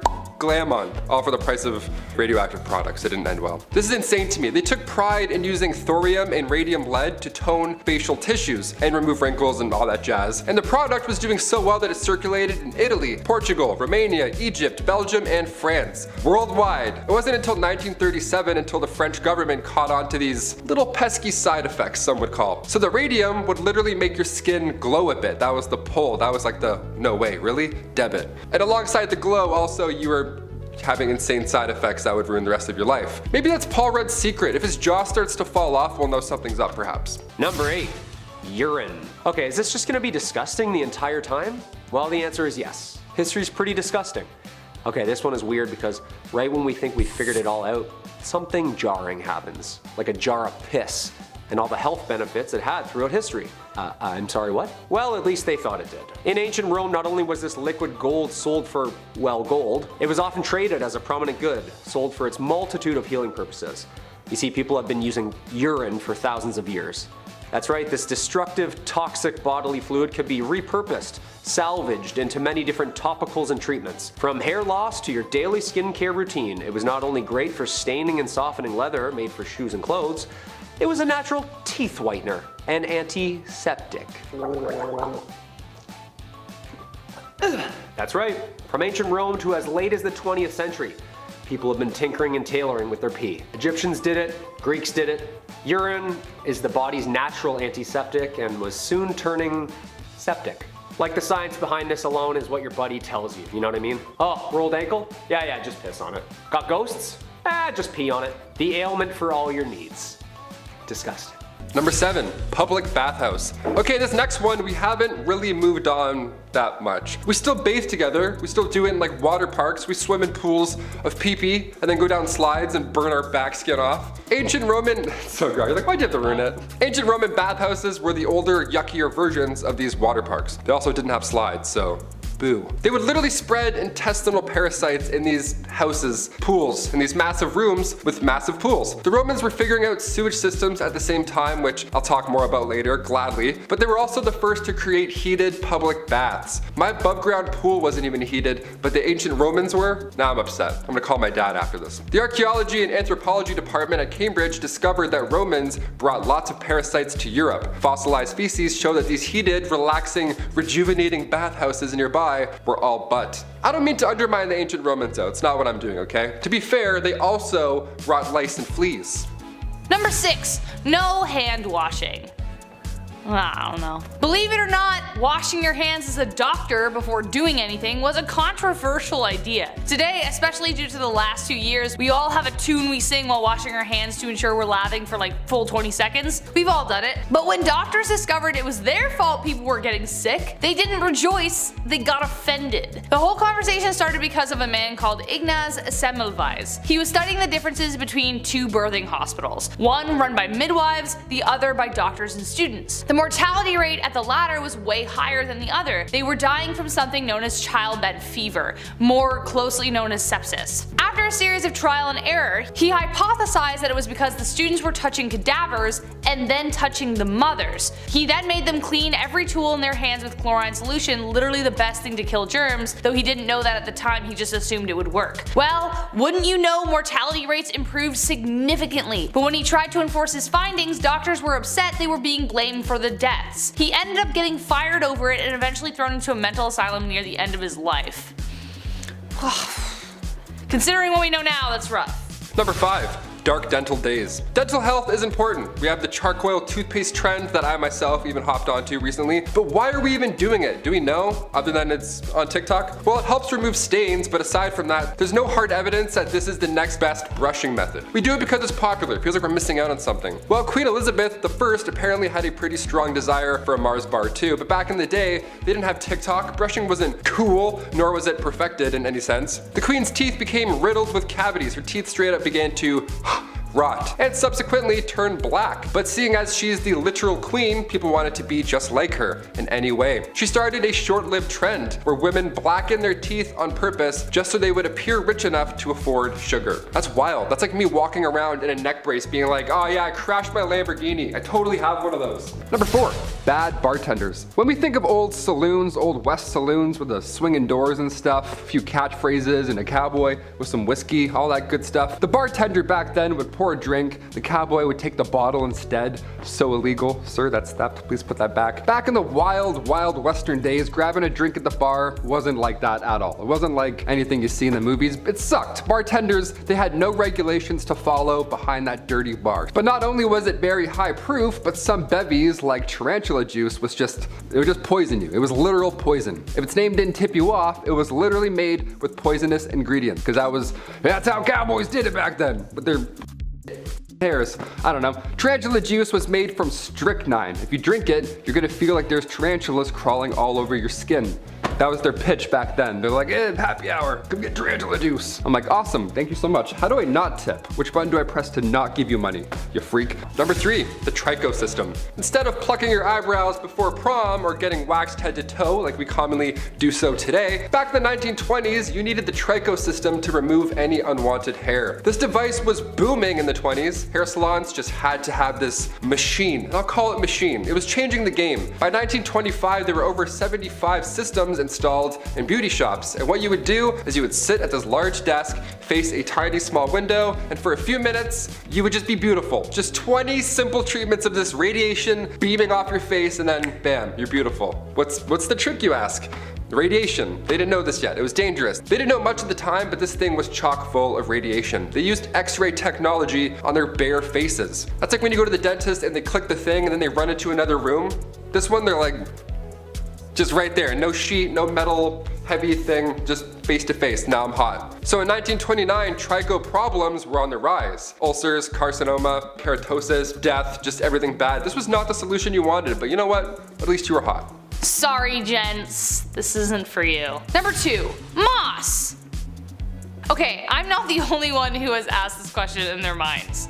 Periods. How in the heck did we deal with them without pads, tampons, Diva cups, and Midol? I don't know. How? Well, it doesn't look good, folks. It took a lot of trial and error to get us where we are now. The first disposable pads only came onto the market in 1888. Like, what? Even earlier prototypes of menstrual cups were made out of aluminum or hard rubber. But you may be surprised to learn that moss was a common resource. Yeah, the thing you see on rocks and trees. Cloth and cotton weren't enough, so they resorted to using moss to help absorb ant flow when she came by. It could have been grabbed from anywhere. Although we know that moss isn't the most hygienic of materials, as it could be grabbed from anywhere, as I just previously stated, a rock, a tree, who knows. Physicians believed it had antiseptic properties. They even used it on the battlefield to stem the flow of blood. Menstruation at the time was considered a sign of witchcraft, even though it happened every month. Poisonous and dangerous at the time. Okay, I know desperate times call for desperate measures, but like, they reused it. They didn't throw it out after. Ugh. Ugh. And finally, number 1. Roman toilets. When I go to the washroom, number 2, whatever, that's my time. I'll straight up hold it for like 3 business days until I get home. It's called a bowel movement for a reason. It's a movement, it's an event. I need isolation, quietness. These poor Romans, I mean, thank you for inventing the toilet and all, that's really great and dandy, but I feel very bad for the first group of individuals that had to use these stone benches. The early OG toilets. God, that looks so cold. Also, I guess stalls, like walls, they weren't invented until much later. Couldn't have thrown up some Bristol board, Euphelius? I don't want to be shoulder to shoulder with a guy who accidentally gulped some public spa water hours prior. And don't even worry about wiping also, because that wasn't invented until much later. You just do the old scrape, do the old stone cold scrape off the bench and then call it a day. Give this video a Roman thumbs down if you're glad for toilets. That means thumbs up. Kicking off the list at number 10, creme lube. It's the 1930s, you're looking for a way to get rid of those upper lip hairs. Well, creme lube promises to have your back. They actually promise to have your armpits as well. Yeah, armpit hair and upper lip hair. Gone. For good, you say? Wow, that sounds absolutely lovely. Just don't read the fine print, don't flip it and zoom in. Don't zoom in. This cream was applied to the upper lip, but side effects caused hair loss all over your body. And sometimes users would suffer from paralysis. It was on the market for $10, which back in the 1930s, that's a lot. Like for hair removal cream, that's a lot. Those are like Beats headphones? What is this? The Journal of the American Medical Association called this product out as viciously dangerous. Rightfully so, and those who suffered from those harsh side effects collectively sued the company into bankruptcy come 1932. The silent killer here in the cream was thallium, commonly used as rat poison. That ought to do it. Number 9, ancient birth control. Although birth control today is easier than in ancient times, it's still a chore. It's routine, it's something you have to keep track of daily, and things go wrong if you don't and lose track. There's a plethora of side effects. You have to take fake ones just so your body, your hormones are all over the place. You can get cancer from these, you can get blood clots potentially. There's very little research on long-term effects for birth control pills. And also, I'm speaking not from experience. There's no birth control pill for guys. This is wildly unfair. I have the most respect. These pills mess you up. My friends will tell me their side effects and I can't believe it. You're all troopers. Ancient Egyptians, their method of ancient birth control was by mixing acacia fruit with honey and ground dates. This paste would then be used directly, and believe it or not, it was rather effective. Acacia gum ferments and then turns into lactic acid, which can prevent pregnancy. Not all of these ancient methods worked like this. There's another that's really bizarre, and I'll save that for the end. It's absolutely insane. I can't believe it. We'll ease our way there, you know, we'll start nice. Number 8, the humors. Nope, this is not a joke. Though it sounds like it. Ever heard the phrase to be in good humor? Well, it goes back to this. I mean, probably. I actually don't know, but it sounds like the two are connected. The 4 humors were the basis of medical treatment in medieval times. The idea was introduced by Hippocrates all the way back in ancient Greece, which combined ancient science, naturalistic knowledge, and philosophy. The 4 humors were blood, yellow bile, black bile, and phlegm. They were organized to represent the 4 elements, the 4 qualities of cold, hot, moist, and dry, as well as the 4 seasons and planets. If something was wrong with you, then it was because one of the humors was out of whack. If you were depressed, something was wrong with your black bile, for instance. Do I know what black bile is? No, I don't want to ever know. Are you too hot? Well, bloodletting will be the solution for that. The factors controlling your humoral makeup involved sex, age, temperament, and many more. Bloodletting was the most popular way of balancing the humors, and it was assumed to have a relationship with most diseases, from smallpox to pseudoscientific hysteria. What, you horny? Let's bloodlet ya. I'm saying. Number 7, bad toothpaste. Doramad toothpaste was advertised in the 1920s. The ad shows a blonde lady with a lovely smile, some would even say glowing. Right below reads Doramad radioactive toothpaste. Radioactive toothpaste. That sounds bad. I've played enough Fallout to know that radioactive toothpaste probably isn't a great product, especially to put in and around your mouth. It even loudly advertises its radioactive ingredients. Can you imagine this? Increase the defense of teeth and gums. The cells are loaded with new life energy. Good gums don't bleed, they actually glow. That last one I made up, but you can't tell, right? How insane is this? This secret ingredient to shinier smiles and brighter futures was thorium. The god of thunder does not brush with thorium. He uses it to polish his hammer. Yeah, it's very toxic. Number 6, Gorad's cream. Once advertised as a magic beautifier, doesn't that sound like a neat time?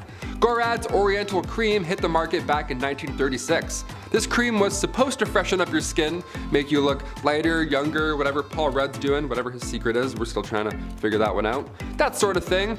But instead, this skin cream had one user ending up in a book that's very Chamber of Horrors style. This magic ingredient that was meant to magically make you beautiful had some magic mercury in it. Not something you want on your face, yeah, at all. The results were haunting. This woman had soon developed black gums, her teeth loosened, and dark rings appeared around her eyes and even her neck. Mercury poisoning is not fun. Number 5, moss. We're halfway through, and I'll say it again. I'll remind you all again, I have the utmost respect for you ladies. As a guy doing this list and like writing this list, I mean the things you had to craft back then and then, you know, put, oh my lord. For example, going back to the 10th century, this was a time long before Tampax was ever even a thing. Women were forced to get creative when it came to personal hygiene. They had to just figure it out themselves and literally collect grass or moss, sheepskin lined with cotton. It was mostly moss all the time. You all are absolute troopers. If it wasn't moss, other solutions were small pieces of wood with lint wrapped around it. Number 4. More than one way to skin a cat. Here I am talking about Aztecs, and that means I gotta talk about how bloodthirsty they were. Seriously, it's good they washed their hands because with the amount of blood on them, well, I don't have a joke for that, they just kinda got crazy with it. It's estimated that 20,000 people a year perish to sacrifice. That's way too many, dude. That's wrong. Which, if I'm being honest, those numbers probably could have helped you fight off the Spanish when they came to take everything. What do I know? Cutting the heart out of people while they were still alive, a lot of heads no longer attached to bodies, and something that's just so heinous. Texas Chainsaw fans rejoice, because the Aztecs loved a good skinning. Just a good old fashioned peel skin off. Just take it off, George. George, take your skin off! I don't know why I'm Jerry Seinfeld skinning somebody, but sure. What do they do with the skins afterward? Do they throw them into the crowd and they cheer it on? Or, cause that's just wrong, man. That's not right. That's wrong, bruv. The chief was so upset by this one that he had nothing to say, actually. The chief is speechless. He's got nothing. Number 3, hair removal trick. In the late 19th century, something called thallium actate started to sweep the nation. It was a hair removal method which even today is the talk of the town. Laser off that peach fuzz for good. Zerp. Gone. Thallium was used back in the day, but originally thallium was prescribed for those who suffered with ringworm. But even so, thallium didn't do anything per se about the ringworm, it just caused the patient's hair to fall off. So the ringworm was then easier to find. I'd prefer a haircut if you ask me, but sure, thallium does the trick as well. Eventually, thallium was sold as a cream, a toxic cream. It should never touch your skin at all, and it's a face cream. Are you kidding? This thing was once rat poison as well, and now we're rubbing it around like it's Bath & Body Works Noel cream. It's my favorite cream, the green one. Oh God, gone in 2 days. This was outlawed, thankfully, in the 30s, but it had to get bad pretty first. Number 2, aqua tofana. Going back to the 1600s for this one. Also, if you're a murderino, you'll enjoy this bit of dark history. Aqua tofana was a cosmetic that was sold to women in the early 1630s. It was a cosmetic that doubled as a poison. Yeah, sneaky, right? Some Assassin's Creed going on here. The origins of this deadly cosmetic that was sold and responsible for around like 600 deaths is pretty wild. So back in 1632, two women, Francesca Lasarda and Teofana D'Amato, they both created this poison. They worked together and created it so that when their husbands kissed them on the cheek, they would then be poisoned. But eventually Teofana was caught and executed for her crimes, but her recipe carried on through her daughter, Julia Tofana. She took this deadly recipe to Rome and then kept manufacturing it. Inside this cursed cosmetic was arsenic, lead, and belladonna. Colorless, tasteless, and one of the deadliest. And finally, coming in at number 1, more ancient birth control. Okay, we kicked this list off catching up with ancient Egyptians and the aid of acacia trees and all that jazz. So I figured we'd end on a ridiculous birth control method from the ancient Roman days. Cyrannus, who was known as a Greek gynecologist back then, his idea for Planned Parenthood was not a good one. It was not a good idea.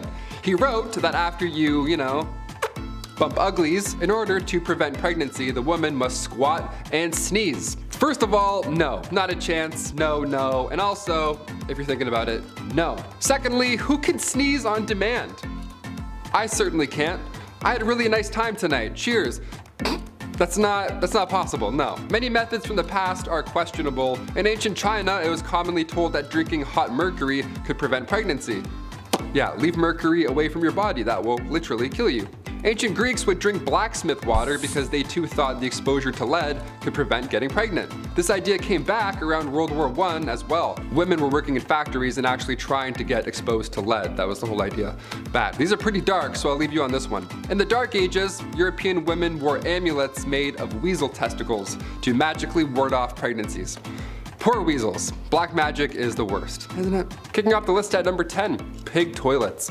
Yeah, we'll start off with a nasty one. Look, we're on the part 6 now. We're talking about some ancient hygiene practices. It's gonna get gross. It just has to at this point. I've talked about Roman toilets, horsehair dental floss, so now we gotta dive into some yucky stuff. Pig toilets began around 200 BC in China, and these pig toilets were actually pretty common.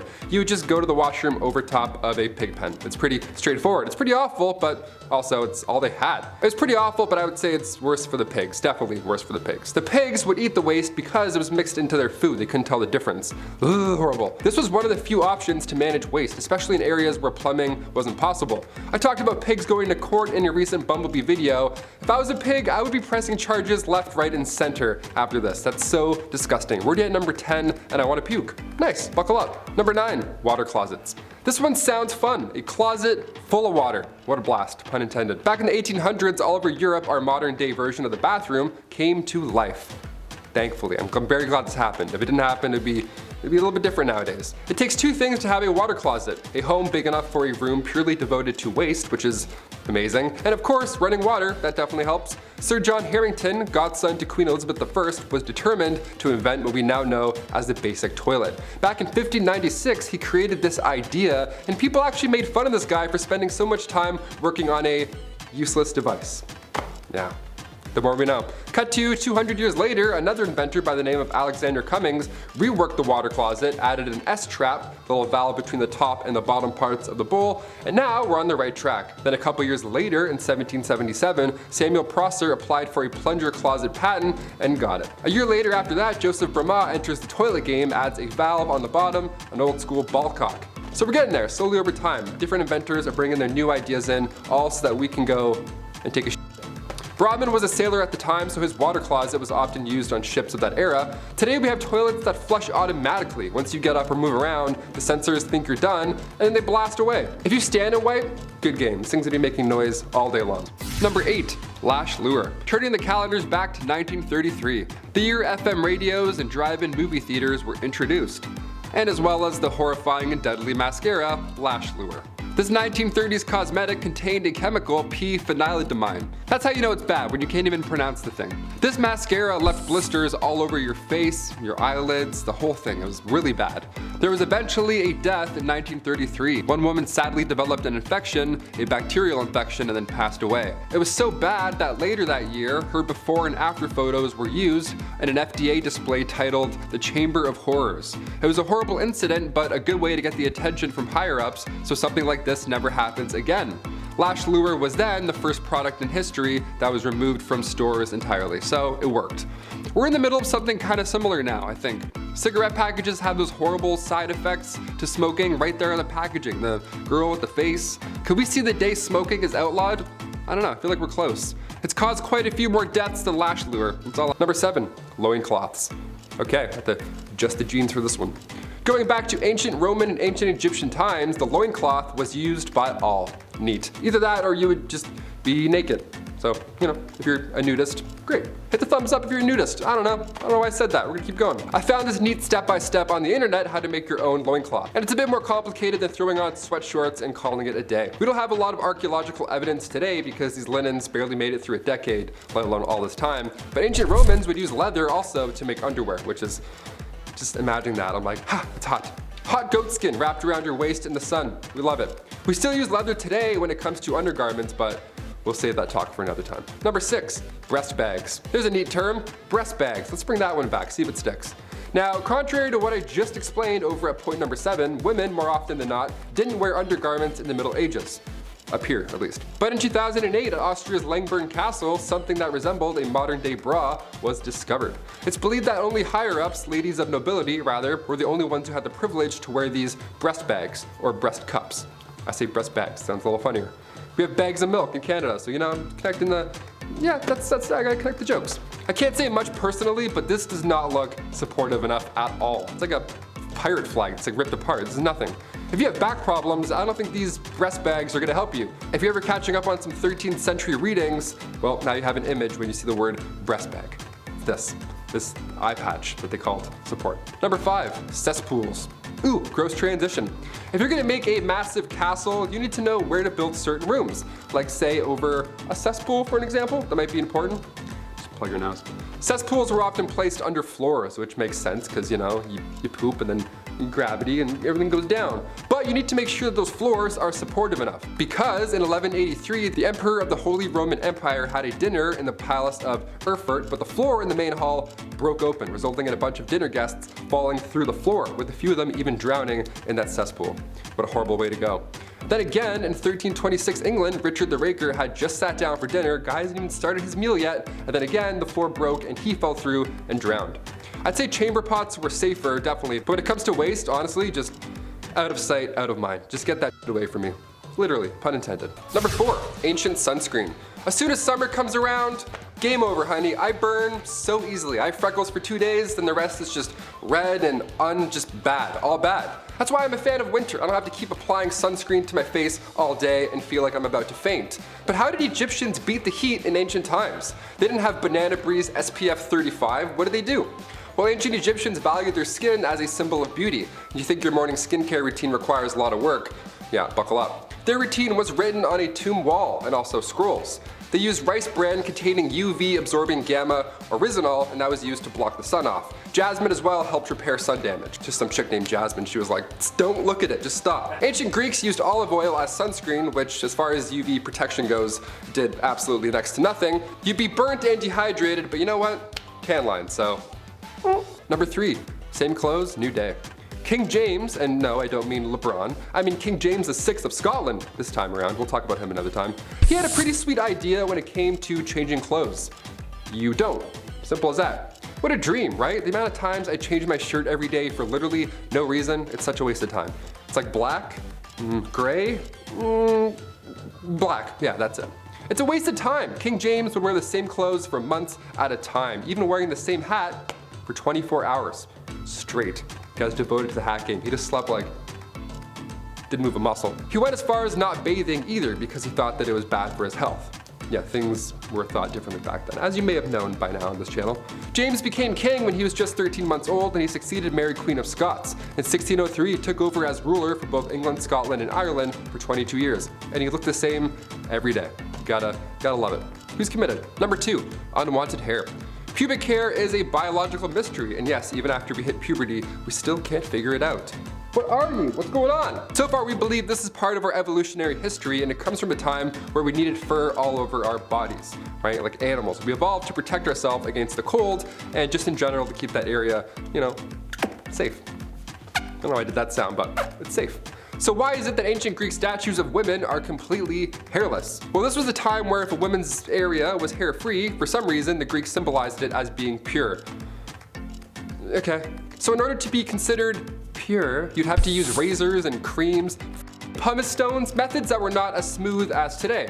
What's even more annoying is that men who would grow their body hair out, that was a sign of maturing. Yeah, I'm not either of these categories. I can't grow anywhere where I want to. It's just bald. I'm just a bar of soap. Yeah, I'm not gonna use a stone to shave either. Thanks. We'll pass. Next. And finally, coming in at number 1, acne. Ancient Egyptians and Greeks came up with an interesting method of getting rid of those pimples. Now, reminder, this was long before Dr. Pimple Popper was ever a thing. You ever click one of those videos and you're watching for like 40 minutes? You're like, I'm gonna be sick. Is that yogurt? What is that? Physicians back then discussed these elevated spots with black tops that can plague your skin for 4 to 5 years. But by squeezing these mysterious spots, you force out the maggot inside. Yeah, blackheads were called maggots back then, so that's pretty horrible. That's gonna be in my head forever. They would refer to severe cases as maggots that lie in bed of roses, AKA your face. That's the bed of roses. If a physician told me I had maggots in my face, I'd faint. Teeth worms and maggots, like just brush your teeth and wash your face and then avoid all that smoke. These disorders were thought to be human skin taking on the properties of animals, so that's pretty wild. So ancient Greeks and Egyptians would use honey, vinegar, turpentine, and emulsion of bitter almonds to solve that problem. Or what I just do is I just squeeze really hard, yell one curse word, and then wipe the mirror. That's usually how I do it. Kicking off the list at number 10, dirty beds. Okay, so far on this disgusting series, I can't believe we're on part 7, but we've talked about storing chamber pots under your bed. Pretty yuck. That's if you were lucky enough to have a bed, of course. If you were rich in the 1400s, having a bedroom was the talk of the town. You would have guests over to hang out in your bedroom. That was like the place to be. Social gatherings in your bedroom. That's my worst nightmare. Couple of nights talking about noble deeds, meanwhile you're all tucked in with your ass out, hair all messy, half asleep, like, huh? Who is it? Most of the time in the 14th century, your mattress wasn't even a mattress, it was just a pile of straw. It was horrible. You had to sleep in your clothes, the same tunic and cloak you've worn all day, remind you, because you'll freeze at night otherwise, right? Because you're basically outside. These barns, this old wooden, not great. Also, these beds weren't in your rooms or anything, they were just like tucked in a corner. You didn't have social gatherings around the sack o' straw, you know what I mean? Your bed was more often than not riddled with bird poop as well. You weren't alone in these cold rooms, you know, birds hiding up above. Also, spiders? I don't even want to know. I don't even want to dive into that. Let's move on. Number 9, mouthwash. Ancient Romans would use urine as mouthwash. I believe we've mentioned that before on this, again, disgusting series. That's always a fun fact to bring up at a house party. Next time you're drinking some Mountain Dew, just be like, oh, did you know? The ammonia in urine was thought to ideally wash away the yuck. You just got to get past the whole urine part, I guess. Doctors hate this one trick. Nero would tax the trade of imported bottled urine. That's how popular it was at this point. Some poor soul with a clipboard would have to stand all day and just be like, yep. In the 12th century, Saint Hildegard von Bingen would advise all to wash their mouth with cold water to remove bacteria. Yeah, if only it was that easy, okay? Just one quick shh and spit it out and then you're good? No. I wish it was that easy, pal. Tortoise blood was also used once as mouthwash, alongside goat milk and vinegar. Out of those three options, imagine not picking goat's milk. You're like, but what year is the tortoise blood? Number 8. Bald face. In another video on things too woke for this era, I talked about how it was once cool to have no hair on your face at all. I can't grow any facial hair, so this reaches out to me. This is good. I like this. I like punching in on this fact. Well, Queen Elizabeth I was the first to bring this idea into Western culture. She influenced women to completely pluck their eyebrows, and on top of that, they would also shave their hairline back as far as they could, so their faces would be as large and as big and bright as possible. Just right there, like the big moon. It was common for women to soak bandages in a mix of ammonia, vinegar, walnut oil, all to hopefully suppress the hair growth on their forehead. Facial hair was removed, but body hair, that was left untouched. The Catholic Church also influenced the look. Growing your hair out was a feminine display until you went out in public and had long hair. Then it was immodest. Because, of course. Number 7, purple nutsedge weed. Archaeology is fascinating. And no, I'm not just talking about dinosaur stuff. They look at rocks and be like, ah yes, a Viking was here thousands of years ago and he was a Libra. How do you know that? This is so impressive. Ancient sites tell a story, and Karen Hardy, an archaeologist with the Catalan Institute for Research and Advanced Studies at the University of Barcelona, she found another ancient hygiene practice while studying a prehistoric site in Sudan. Plaque, turns out, can last thousands of years. It calcifies once it mixes with food, then after it's stored below the gums, game over, it's there for good. Specifically, thousands of years ago, it was there to stay. We couldn't really get that out. Hardy was studying remains that were 2,000 to 9,000 years old, and in their teeth they found traces of pollen, dirt, and plant fibers. More specifically, they found evidence of a plant called purple nutsedge. It contained lysine, which is an amino acid that we need to live, so although it didn't taste the best, it sure was vital. Ancient Egyptians used the root for perfume, but this new study shows that purple nutsedge may have been used to prevent tooth decay. They would just chew on roots all day to take care of their teeth.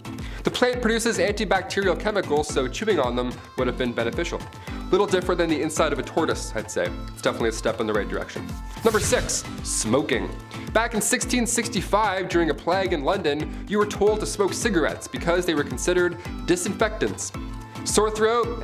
Smoke this pack of cigarettes. I'm sure that'll help you cough a bit more, if anything. We mentioned before tobacco smoke enemas in like part 1 or 2 or 3 or something over there.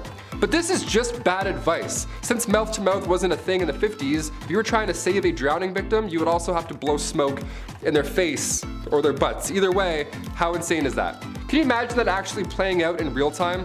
He's not breathing, quick!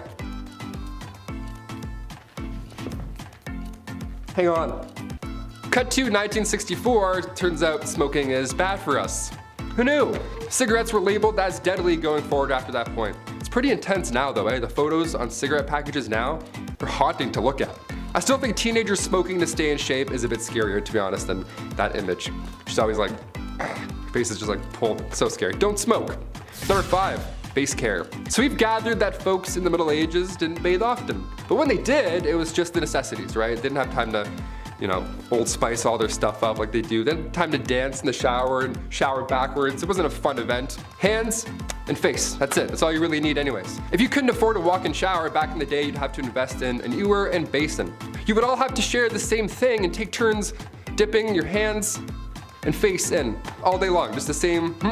Protecting your face was vital for ancient Egyptians 6,000 years ago. They would honor the gods with makeup, but at the same time, it would also protect their skin from the sun. We love that. Today we have like SPF creams. I'm like, this is nothing, this is no fun. Ancient Greeks would use oils to clean their face, and they would later scrape it off. And in the 1700s, many believed in saunas and sweat cleansing. The number one trick to clear skin? You guessed it, milk baths. Milk is really the name of the game for this part 7, eh? Wow. Goat milk mouthwash, milk baths. I'm gonna go milk a cow after this video. Just because, feels right. Number 4, towels. I'm pretty picky when it comes to towels. I always have to have way too many just ready to go at all times. In case I want a bath, in case I want to have 2 baths in a row, you never know. Today we have nicer towels at hotels than anything, honestly. We all know somebody with a Bahia Principe resort towel in their closet, and you're like, really? Really, you thief? Okay, I'm telling. around the 1800s, flour sack towels were the best you'd get. Now around this time, suppliers were packaging flour and other foods in these cotton sacks. This saved big time on barrels, and eventually they were cut into tea towels. Now come the Great Depression, resources were of course limited, so these flour sacks were used now for multiple reasons. Clothing, toys, quilts, pillowcases, diapers, and of course, towels. Wouldn't feel too good on your back, not at all. File. Number 3, malaria. Perhaps one of the most bizarre ways to treat one disease definitely is by getting another. If you suffered from syphilis back in the early 1900s, there wasn't really much help you could get. That was until Austrian physician Julius Wagner Jauregg came along. He received the Nobel Prize for this discovery, and as bad as it sounds, it's honestly quite the breakthrough. Julius discovered that malaria-induced fevers were the key to treating syphilis. Nice. Now I guess, we don't do this anymore because, well, malaria is still horrible, and a hefty amount of patients lost their lives trying this method. So no, we at Bumblebee do not recommend this method. We have other ways to treat it now. Number 2, rabies. It's a part 7. Let's talk about rabies. Might as well. This is a haunting list so far. Pre-rabies vaccine, I mean, what the hell did we do? Before 1885, that's when French scientists Louis Pasteur and Emile Roux, they developed the first rabies vaccine. We were pretty much SOL if a rabid animal were to bite you beforehand. I mean, one of the leading theories to prevent the spread of rabies was to not let your dog outside while there was a full moon. You know, that middle-aged bull where every remedy just sounds like a side quest in Skyrim, that kind of stuff. Oh, you'll need 1 egg and 2 pigeons. I'm like, what? I have strep. What are you talking about? In 16th century Europe, it was a literal joke if you had rabies. Doctors quite literally told you to ingest 40 grains of ground liverwurst and wash it down with 20 grains of pepper and a half pint of milk. That's it. That's how you cure rabies. That's how you do it, I guess. You gotta ingest that each morning for 4 days in a row. Oh, and you also need to have a cold bath every day for a month. Imagine if this really was the only solution, even today. Just cuts to us in 2022 with iPads, technological advancements, we're creating new vaccines, but in order to cure rabies, you still need to slam some milk and have a bath. It's like, yeah, that's the only way. That's the only way we've done it so far. Hygiene history is insane. I'm gonna push for a part 8. Hit that thumbs up so I can keep talking about this nonsense. This is insane. I learn something horrible every day here. And finally, number 1, electricity. Electroconvulsive therapy, or ECT, has been around a lot longer than most of us think. It just didn't work back then, you know? Also, we don't call it shock therapy anymore, we're well past that. Tiny electric currents would be sent through your brain, ideally changing its chemistry, and over 1,000 people a year undergo this treatment. But back in ancient Roman times, this procedure of course was a little sketchy, just a little wee bit. They would use electric eels. Yeah, they would hang out with a bunch of electric eels to hopefully relieve a headache. Again, I'd rather just have a headache. I'm not trying to become a Spider-Man villain, okay? I'm nearsighted. Today we believe the seizure aspect is beneficial, but back then it was believed that electricity was the key here. We would drink electrified water and wonder why nothing's happening.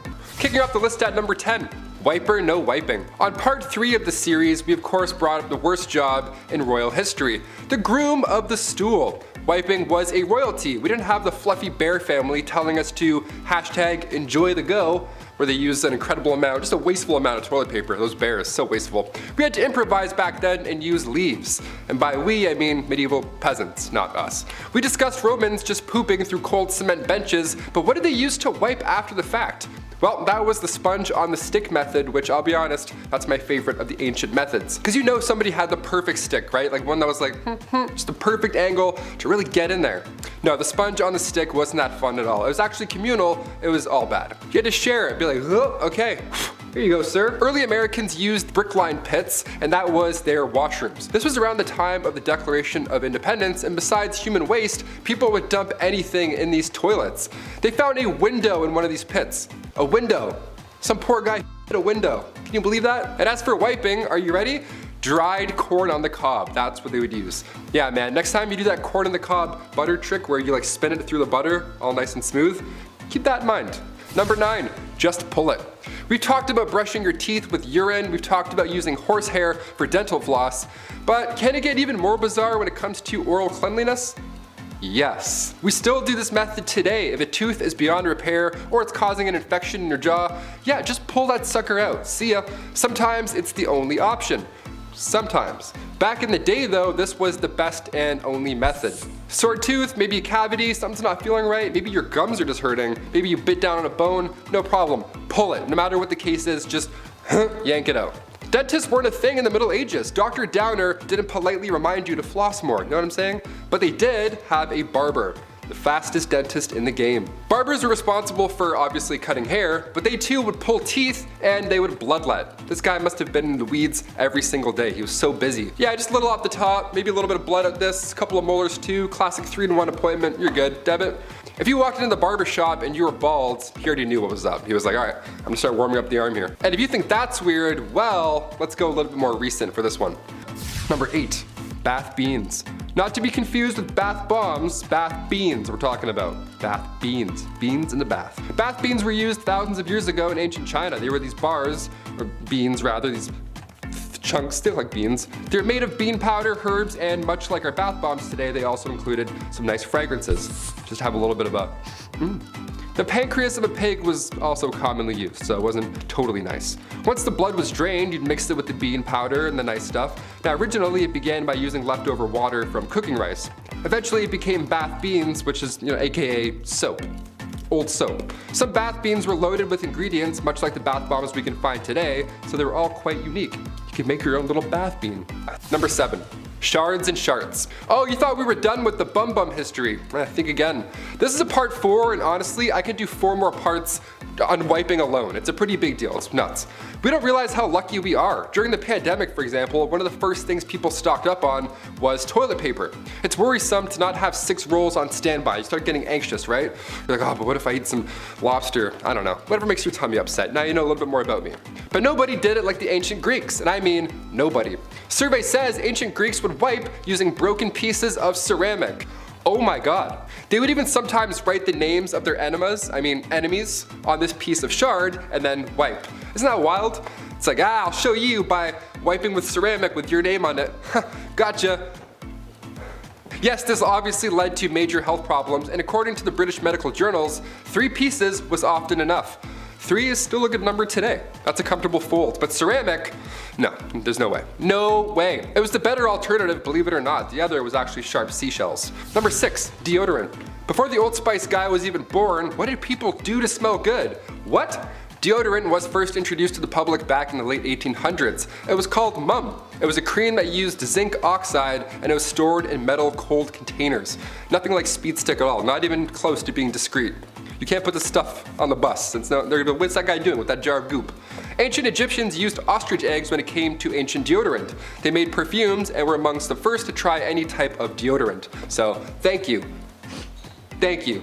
Hence the ostrich egg factor. Mixing a little fat, tamarisk, tortoise shells, nuts, and then bam, you're ready for the day. Another method was a little more yummy than ostrich eggs and nuts. Egyptians would also use porridge balls. Flavored porridge rolled up and then safely secured in your little apple pitter fritters right there. Just don't wave at anybody or else you'll, there you go. Number 5. Shampoo. When my hair grew longer over the pandemic, I had a huge wake-up call. I had no idea what I was doing. I only used the Guy's shampoo, like the classic 4-in-1 shampoos. That wasn't working anymore. I needed some curl cream. I needed shampoo and conditioner, separate things. It takes time to figure out what works with your flow, but the ancient Romans, they didn't have Head and Shoulders. They would just dip their hair in cold water at a public bathhouse, also very public, and then rub and scrape oils away. Lime wire was also used to wash your hair back then, but that was horrible. It's just as useful as lime wire. Sometimes Europeans wouldn't even use water at all. They would just rub their head with bran before bed and then brush it out with a comb in the morning. Yeah, bran. I used dog shampoo once by accident. Honestly guys, I'm not gonna lie. There's something they're not telling us. It was too nice. Number 4, python bile. Yeah, I just said python bile. So if you're eating food right now, I'll give you a sec, hit that pause button. Not only pythons also, but numerous animals, their bile would be used to treat ailments. Ulcers of the female genital area, yeah, that's what the doc was giving you. Python bile. Have fun. Ancient Chinese physicians would also hand over some elephant bile as well if bad breath was bringing down your game. Elephant bile mixed with water would get rid of halitosis. Honestly, any type of bile, just count me out. I just won't brush. How's that? Taylor, why do you have bad breath? Oh, have you seen the alternative? That's why, Mike. That's why. I almost tripped, but that's why. I almost broke my leg. I'm upset about Number 3, baldness. So what if you're going bald, but you don't have a massive 16th century stupid wig? Then what do? Well, back in those days, if your hair started to thin out or you were losing patches, you would need a mix of chicken droppings. Yeah, chicken mixed with potassium. Okay. This ancient advice comes from a man named Peter Levens. He wrote this method down in 1654 as an alternative to lice-infected wigs. Both sound absolutely horrible. Honestly, I think I'd rather the lice-infected wig. At least then you can just take it off. Number 2, sailor's delight. Life on the sea was all but a sea breeze, and even today, you know how hard it is to take a shit on a boat? Whale watching's fun and games until your stomach decides it's had enough of the sea and wants to go home. While it's a rockin' and rollin' way of using the loo, how did sailors do it back in the day, before anything helpful? Was it easier being far away from the general public? Was it helpful that water was all around the place? Honestly, not really. That's when a tow rag comes into play. Yeah, anytime the word rag is used, you're not in for a good time. Near the head of the ship where the toilet was, this little indent or whatever the toilet, it wasn't a toilet, it was a hole, there was a single rope with a rag, and when it wasn't being used, or shared rather, the rag would be tossed over the side of the ship so it would just dangle in the water and wash away all day, which is fine, I think. I'm not really sure. The sharing is caring thing, I'm not on board for, pun intended. Do you fold, do you scrunch, or do you use barnacle rope? How do you do it, guys? Comment down below. Number 1, Q-tips. I love Q-tips a lot. I do 2 at the same time, and then I flip them, and then I do it again. Yeah, I get them twice. The first one for cleanliness, and the second one because it's for me, because I feel like it. Sue me. My eyes roll right back. It's the best. If COVID tests were done through your ear, I'd be getting tested twice a day just for fun. Q-tips, most of us know by now, weren't exactly made for cleaning your ears. As much as we only use them for that, Q-tips were invented in 1923 by a man named Leo Gergenzang after his wife stuck cotton balls to the end of a toothpick. Sounds a lot like she invented Q-tips, but sure, we'll roll with it. From 1923 to 1926, they were named Baby Gays, and then Q-tip Baby Gays, and then finally just Q-tips. Baby Ray's is like, too close. Sweet Baby Ray's is like way too close. Our sauce is not even close to that product. Back in those days, Q-tips were actually dipped in boric acid first before being shipped out. They were intended to sterilize wounds. After this, there was even Q soaps, Q oils, Q creams, Q cards, whatever, you name it. Anything that made you a QT. So what's this rumor that they're not supposed to be used in your ears? Like, sorry, what? What's that all about? Is that real? Well, in 2008, otologist Dennis Fitzgerald brought forward concerns about Q-tips and how they're really pushing earwax further into your ear canal, leading to possible infections. When Chesbrough Ponds bought the company in 1962, they added the warning on the box, a warning we all gladly will still ignore, like I said at the beginning. I take one look at my earbuds and I'm like, yeah, I need 4 Q-tips right away. I need Q-tips yesterday. Kicking off the list at number 10, medieval manicures. You can clip your toenails anywhere you want these days. An alarming amount of people do it on airplanes, apparently. Yuck. But how did we clip those little piggies back in the day? Before modern fingernail clippers were patented in 1875, we have to look to the ancient Romans and how they got rid of those hangnails. Biting them off, of course, that was the best way. That bad habit I'm sure half of you have, as well as me. That was the best way. Boink. Eating the nails, bad stuff. In 35 BC, biting nails was written as a way of dealing with nervousness. Even back then, anxiety it was a thing, of course. Ancient Greeks had a tool that looked a lot like toenail clippers, but it was actually used for pulling hairs. I'll get into that one a little bit later, it's a bit more intense. Medieval methods for cutting your nails were usually to use a small knife, so around the Babylonian age, the newly invented scissors would just do the trick as well. You just gotta have really good aim. They're big, rusty, giant, comedically big scissors almost. Sandpaper was also commonly used as well, and to that, I say great idea. We still use that today. Number 9, hot pokers. Okay, I absolutely hate this so much. It makes me cringe, and it will probably do the same to you. No wonder people are actually afraid of going to the doctors. Their ancestors had good reason to be. It was pretty much comparable to going to a torture clinic. Yeah. Though I have to say there was some sense behind this one. If you were to receive an injury where the loss of blood could be fatal, cauterizing the wound was a good way to stop it. But it would definitely suck. They would heat up a hot poker and apply it directly to the wound without the luxury of any painkillers. Obviously, this would be extremely painful. Would I rather bleed out?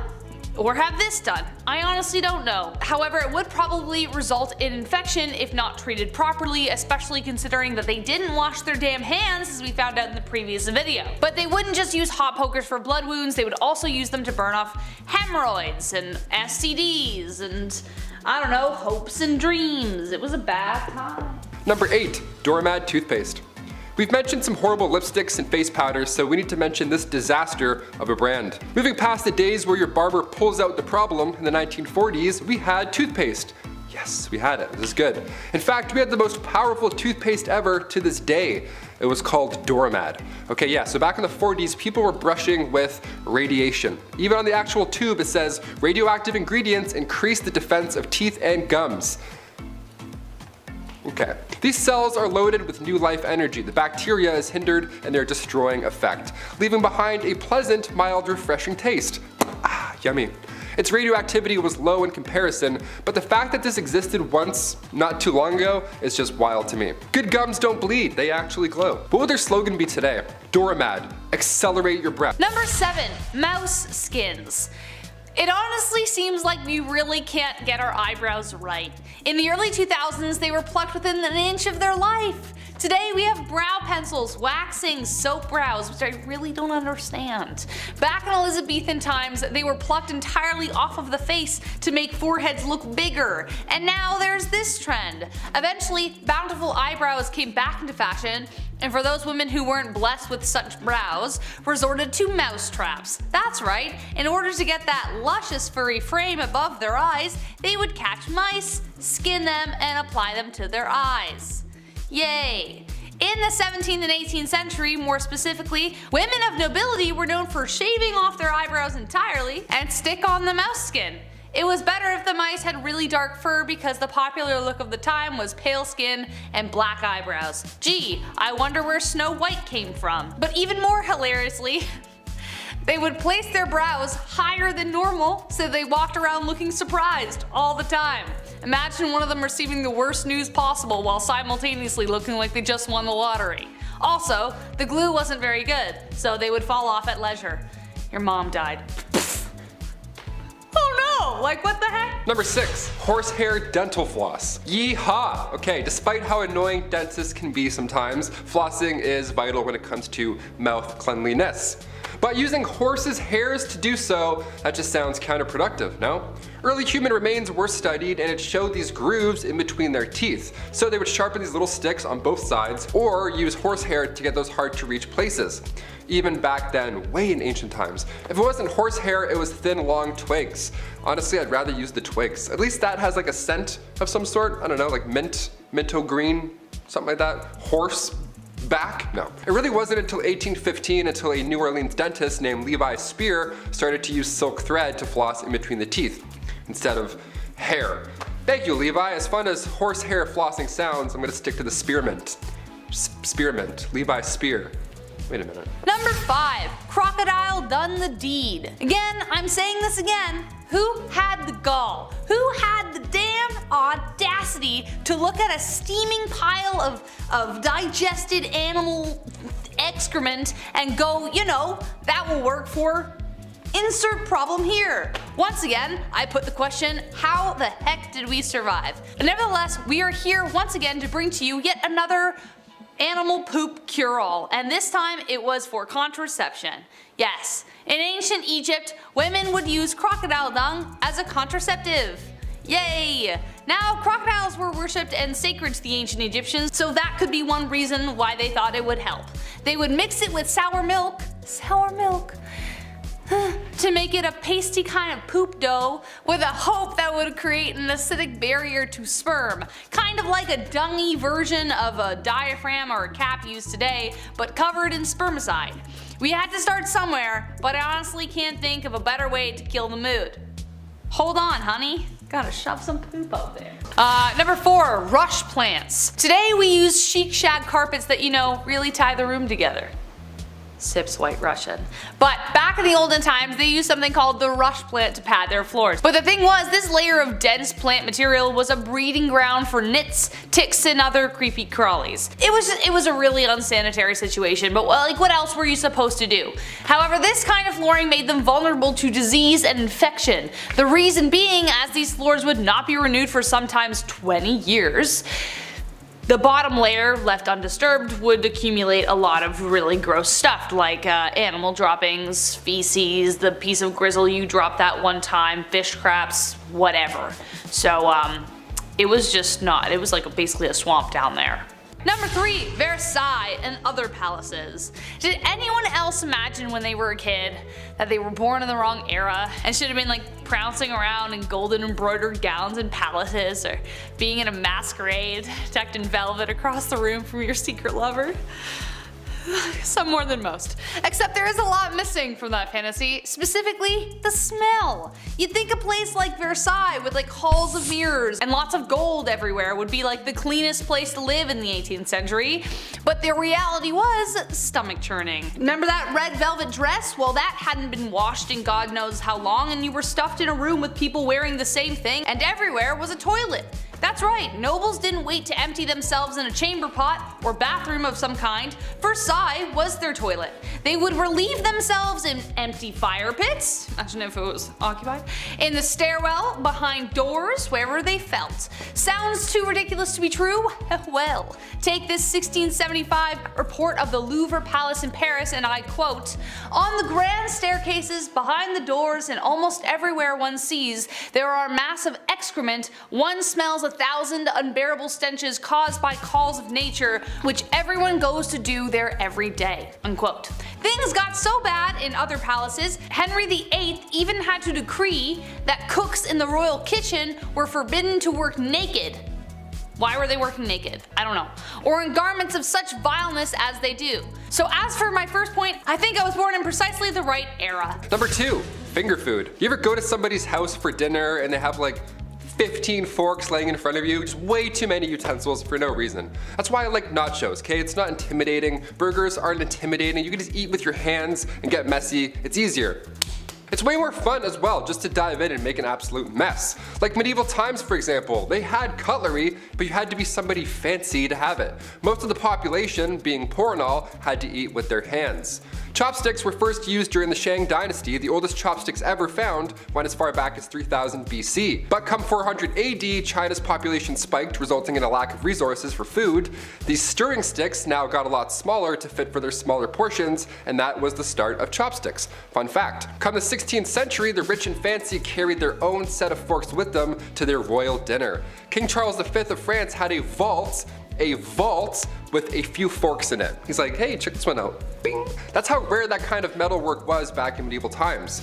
I bring plastic forks to work. Does that count for something? I have like 2 in my backpack, maybe 3. Number 1, and last but not least, a gong farmer. Adding to that fantasy I spoke about earlier, living in a castle with a glistening, sparkling moat. What moat could you want? Well, I'm sorry to say that moats often doubled as toilets.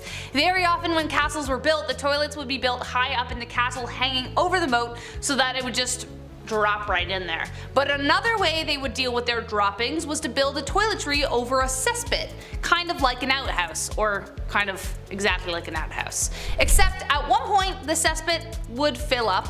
Enter the hero of the hour. Today we have people with machines who do it. Somebody actually had to go in there and do it himself with their bare hands. Friends, remove your hats in honor of the gong farmer. Their job was to get on in there, shovel it out by hand, and ferry it to a spot where they could bury it. It was a dangerous job for a multitude of reasons, the top ones including the pits were often riddled with disease, and they were often quite deep. So as a result, they were paid very well for the time to sweeten the fact that no one would go near them, so they would be forever alone. But even then, lives were lost. One man by the name of Richard the Raker fell into one and drowned. What a way to go. What's up? Kicking off the list at number 10, hot topics. Over in Finland, they're changing the game. The sauna over there is considered a national institution. It's a large part of both Finnish and Estonian cultures. These saunas are commonly found surrounding Finland's lakes, corporate headquarters, and, oh yeah, of course, the Parliament House. Saturday in Finland is traditional sauna day. It's not Saturday for the boys, it's just Saturday, and we're gonna breathe in each other's mouths for a bit. I can't even fit into a bathtub. I look like an octopus trying to escape a jar. It's not relaxing, it's not a good Saturday at all. I want to move to Finland.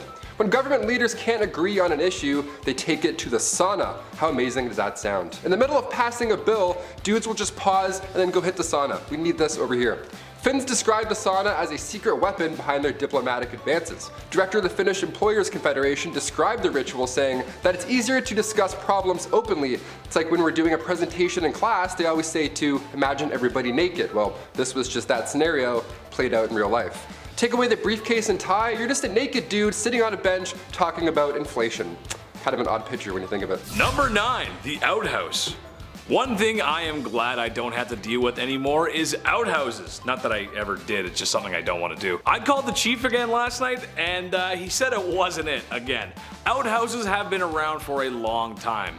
Technically just a hole in the ground where the business is done. It wasn't until later a small wood shack was built around said hole, and then it became an outhouse. Because the design of the outhouse is quite simple, there is a few design flaws that really just don't make any sense. Okay, yeah, it had to be built away from the house, as it is a pit full of refuse that exit a human being, but it's also built away from your house, so if you gotta go bad, I mean, you gotta go bad. You might not make it. This also is not so fun if you live in a place where it's cold, and you have to dress just to take a leak. But really what is the craziest thing is that after a certain time, that hole is going to fill up with an unholy godliness I wouldn't wish on my worst enemy. And now you gotta move it somewhere else. I know they wouldn't fill up that fast, but after a few years living in the same place, there'd be a few holes everywhere, and that's just not good decoration, is it? Not to mention, if you were living in the time of the expanding West, an unseen rattlesnake or scorpion could make the potty time your last. I'll just stay indoors, thanks. Number 8, clamshell hair removal. Whew, here we go. Nowadays you can laser off any unwanted hair. Waxing as well, sounds like an absolute nightmare, but compared to how it used to be done, it's still our best method today. Looking back to around 100,000 years ago, long before Gillette had their 9-blade razors with cooling gels and all that good shit, we had to use seashells. Literal seashells. And when I say seashells, I don't mean they would glide across the skin and, you know, Sweeney Todd themselves. No, they would use 2 shells and then put them together as tweezers and pluck the hairs out one by one. Seashells. Can you hear that? It's the sound of our ancestors plucking their eyebrows. They're still screaming. Sharpened clamshells were used later in the 19th century, and we realized if they're flat enough, we can swipe them off. So they were sharpening shells. Eventually they got to the gliding technique. Saves time, but still it was horrible. And if that sounds bad, 30,000 years ago, we used flint blades to shave. Yeah, just remember, when you nick yourself, it can always be better. Number 7. One night with Venus, 2 years with Mercury. It wasn't too long after humans discovered toe curling that as much fun as that may be, there can be some unfortunate side effects. Knowing somebody in the biblical sense can transmit not so fun diseases, if you catch my drift. Like syphilis. Early stages being sores and uncomfortable rashes, late stages having much more serious side effects, like blindness, heart disease, and oh yeah, it can make you go crazy. So throughout history, and especially before there was antibiotics, how do you treat a disease so common amongst people participating in the devil's dance? Liquid mercury. Yep. People try to treat a disease by consuming liquid mercury. When applied to the skin, it burned. Therefore, if it hurts, it works. It was noted that syphilis would go away after mercury treatments, but this could have just been a stage of the bedroom rodeo disease, as its symptoms disappear right before things get bad. This is also assuming that people taking mercury aren't getting sick of mercury poisoning in the first place. This practice continued way longer than it should have, as it wasn't until discoveries made in the 1900s that a better option for treating the brothel-related illness. Honestly, with this kind of logic, anything's possible. Sky's the limit when you're crazy. Number 6, the Great Stink of 1858. It's one thing living through a pandemic, but at least we're not living through something called the Great Stink. Yeah, the Great Stink of 1858. Who was responsible for this? What did you eat? What happened? Well, this was an event in central London, and it lasted for a few months. In the summertime too, which is just great for great stinks. It was so hot and dry that the Thames dried up, leaving just sewage, just all that gross you can imagine. The smell was so bad, Parliament had to close for an entire day. I want to know who the first guy was to be like, you know what? Nah, I'm going home. This sucks. This sucks. Good call. In order to continue work, Parliament had to soak the curtains on the riverside of the building in lime chloride just so they wouldn't be sick. They just soak it in chloride to be like, that's better, it's better, we think. They were on the verge of moving their entire operation to Oxford. That's how bad it was. Members of the committee were quitting their jobs. While this sounds all bad, hundreds of tons of limes were being discharged into sewers to help the smell. So if you had a stuffy nose in July 1858, you could have made 1,500 pounds a week just messing around with limes. You missed your shot. Number 5, the human fly trap. This is honestly so five-head. A brilliant play. Might be one of the best moves I've ever seen. Have you ever been to a picnic with a nice sandwich, some fresh crisp potato chips, and an ice cold lemonade as you sit on a warm blanket, enjoying the view just over yonder? when all of a sudden you were attacked by a swarm of bugs that just ruined the vibes. And now you don't even want the sandwich. Who made this lemonade? It's so bitter. I don't even like chips. The pharaohs of ancient Egypt felt the same way, except they had a great way to deal with it. Simply take a few of my servants and slather them in honey. Place them away from our royal picnic and bada bing bada boom, you got no more flies bothering you or your sandwich.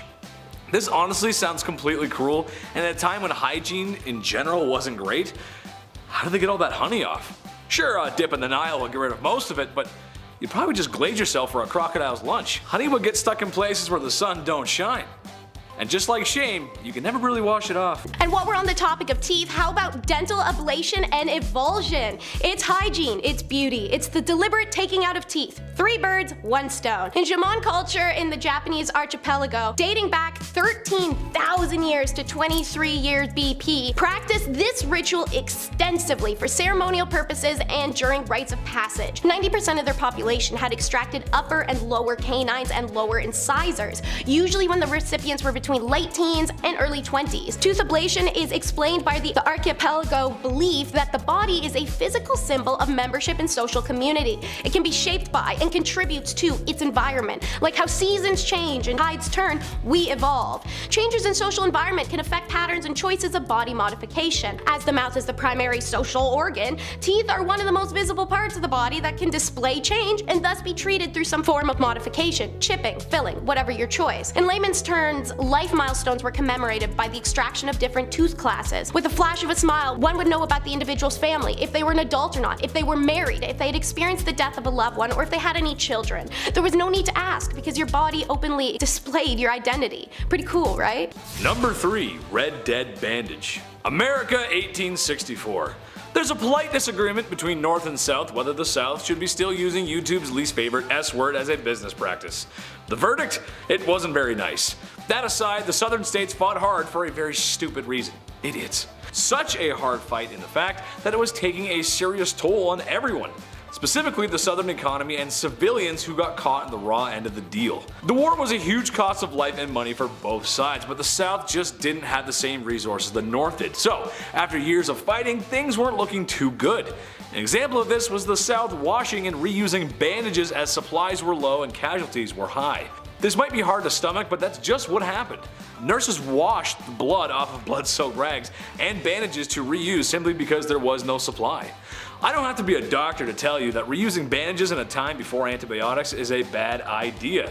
It might be better to just not have a bandage in that case at all, as the chance for infection would significantly increase. Dutch, you got any fresh band-aids over there? I scraped my knee fighting with Micah. Hurts real bad. Maybe get John to kiss my boo-boo better. Number 2, ancient socks. Somebody got me socks as a gift over the holidays, and let me tell you, still the best thing you can get. Socks and lip balm, you can do anything you want. Game over. Socks in ancient Greece were not the right and left neon green athletic socks that you have today. No, not even close. Socks came around in the 8th century BC, made fresh from, you guessed it, animal hairs. Yeah, it was gross. This actually led to Romans tying animal skins around their feet and then tying them up. Cut to the 2nd century AD in ancient Rome, the sock game got real. Romans began using fabrics instead of animal skins, and it was softer, lighter, and all that jazz. And then later on in the 5th century, socks were worn only by the most holy. Socks were associated with the church. They were considered a symbol of purity. Yeah, you heard it. Socks would go all the way up to your leg. A little different than the New Balance ones we have now that just go up to your ankle that, fall off when you're halfway to work and then make you really upset. I have one right now. I'm gonna go figure it out. Number 1, heavy stomach. We as humans need food and water to live. Water honestly being number 1. I mean, I could eat a little bit more, but water's more important. But it is what it is sometimes. People in the past had no choice but to build water pipes out of lead. Sure, maybe it wasn't common knowledge that the lead was toxic, but a lot of people did know. So that's why all the cities that sparked up during the Industrial Revolution were built with such. Lead as a material did make sense as it was cheap and easy to use, so that simply outweighed the health risk of lead poisoning. Lead was a common material in other products as well. But when your drinking water is supposed to be fresh, maybe it's time to spend a little more so we don't end up, spending a lot more on healthcare for lead poisoning. After years of being underground, the pipes corrode and leak toxins into the water stream. It's why in older cities, a lot of time and money is spent today replacing old pipe infrastructure.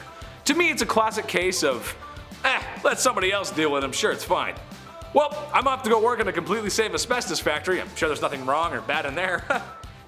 Number 10, the forbidden toothpaste. If I looked into your bathroom right now, what would I see?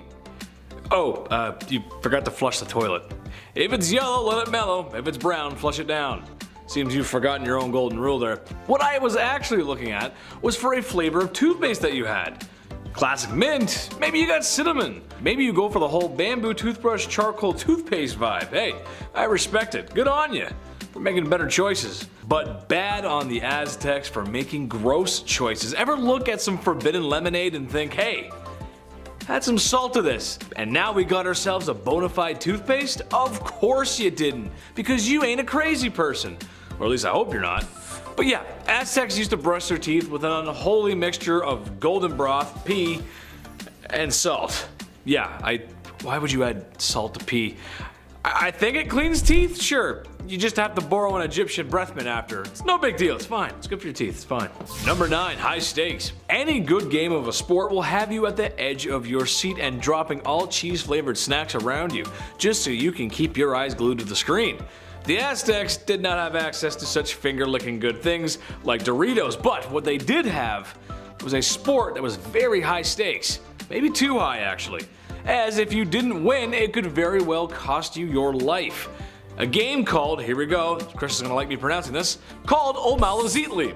With its 9-pound rubber ball and eye-shaped court, players had to pass the ball through a small stone ring. This game was taken very seriously, like ritual serious, and you didn't want to be on the losing side, as it may cost you your head. Yes, even sports events in modern times have gotten violent, sure. But if we started lopping off heads for our losses, well, Tom Brady would have a lot more blood on his hands, would. Number 8, there's not a Visine for that. Does anybody else sneeze when they look at the sun, or is that just me? Do I have issues? I have a handful of allergies, and one of them apparently is a star. That's neat. My eyes are literally always dry. I think I forget to blink. I'm not really sure what's going on, but today there's a Visine, luckily, for everything. Eye drops are common, but written in the oldest book of medicine, the Ebers Papyrus, chock full of ancient Egyptian medical recipes, it contained old optical treatment. Even in Egyptian artwork, you can find ancient cataract treatments. British archaeologist Austin Henry Layard found these clay tablets from ancient Babylonia around 625 BC, and treatment for dry eyes was a little different than today. Today all you have to do is and you're good. Back then, you had to get chemicals from plants and then mix them with prayers. Good game, good luck. One ancient tablet described the treatment of the time, saying, if a man's eyes are affected with dryness, he shall rub an onion and then drink a beer and then apply oil to his eyes. Just mix all that put it in your mouth, and then thou shalt disembowel a yellow frog mixed in its gall and curd and applied to its eyes. I don't even know what the that means. Like, imagine getting that on a prescription. You're like, a yellow frog? What? Number 7, corn goddess. I like corn just as much as the next guy. Roasted, boiled, and on the cob. Slap some salted butter on that bad boy, whew, it's time to dig in. Make sure you got the corn on the cob holders though. The little metal thingies that you'll probably end up stabbing yourself with later, that's just how it goes. Besides backyard summer barbecues, corn was an important staple of the Aztecs. So important that they had a festival to honor the corn goddess. Which to me is kind of a lame thing to be a god of, but alright, let's run with it.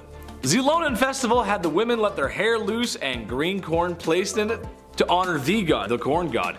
A forced female volunteer was dressed as the goddess, and after many days of what I'm assuming is eating and worshipping corn, the forced volunteer was sacrificed by the people to once again honor the corn god. You'd think a bowl of corn would do the job, but no, she's got a lust for blood, so that means off with the head. Number 6, end times. We all know what ancient civilizations are like with predicting the future, or more specifically, predicting the end times. Mayans thought everything was going to fade to black in 2012. Did it? Some people really thought this was going to happen. I always thought that Buddy just didn't get around to finishing the thing, but hey, whatever works. Well, if it was real, why didn't the world end? Well, the Aztec answer to that was the new fire ceremony. Another ceremony, why not? Basically, every once in a while, things got a little crazy. It was a time to cleanse, a spring cleaning, if you will. People stopped working, destroyed household items, and at the end of a 5-day cycle, some priests would take a dude up a volcano and toss him in there like I toss away bad report cards from my mother. All this to prevent the end of the world. Virus, act of God, bad hygiene. Whatever it was, just good old-fashioned blanket solution. Nice. Number 5, bread and entertainment. Hygiene is health, and health is mental health. And that means after a long day, you need entertainment.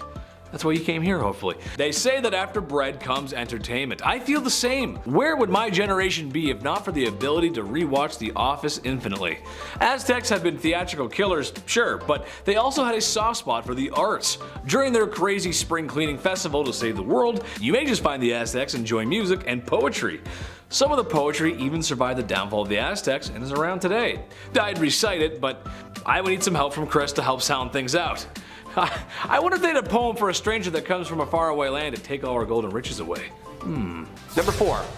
Nose gaze. I was just thinking, where are all these inventions and blueprints on how to stop the smell? If you can knit metal into a crop top, you can cover your mouth and nose, can't ya? Well, close enough. Nose gaze were invented. Basically just big nose plugs one would wear day to day to drown out the smell of absolute filth. Just plug it up and ignore it was their mentality. A makeshift wad of bunched up herbs and flowers shoved up your nose, blocking the nasal cavity from the stank that followed. Just see number 5. A potpourri for each nostril. Would this make things worse? Ignoring the smell? Wouldn't that make it even harder to find out where it's coming from? Nope, just band-aid it. It's gonna disappear on its own. We're humans, we're designed to smell stuff for our own survival. The smell is like what lets us know not to go down there. Oh, no. Like, wouldn't everything just smell like roses at that point?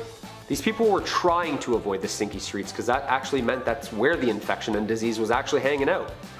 The blind leading the blind. Number 3, multiple wives. The act of doing the deed in the bedroom can be messy sometimes. It happens. A lot of passion. And keeping that area on your body and in your life clean is important.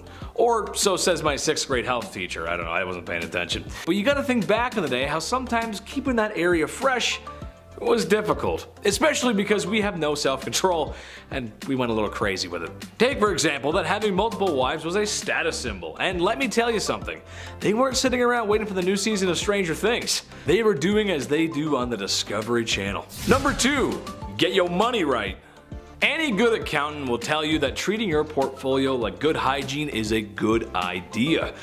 Go for multiple smells, or invest in multiple things. Check out what's on the market, might be a new perfume, maybe a new stock. And while you're at it, dump a huge investment into fart bucks. Okay, well maybe not that accountant, but believe it or not, the Aztecs were great accountants and had good records of pretty much everything, which is unusual because most cultures in Mesoamerica just didn't. And with the amount of gold and riches that the Aztecs had accumulated over time, it was kind of necessary. So you can understand that when the Spanish showed up, they were salivating at the sight of all the treasure that did not belong to them because Hernan Cortez was going to take it.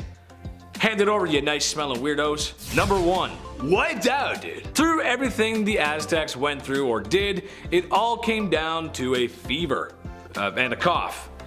And many other symptoms, actually. All of their triumphs and losses, all their sacrifices, and all the times they tried to fend off the Spanish. Futile, compared to their fight against the sicknesses that the Spanish had brought over.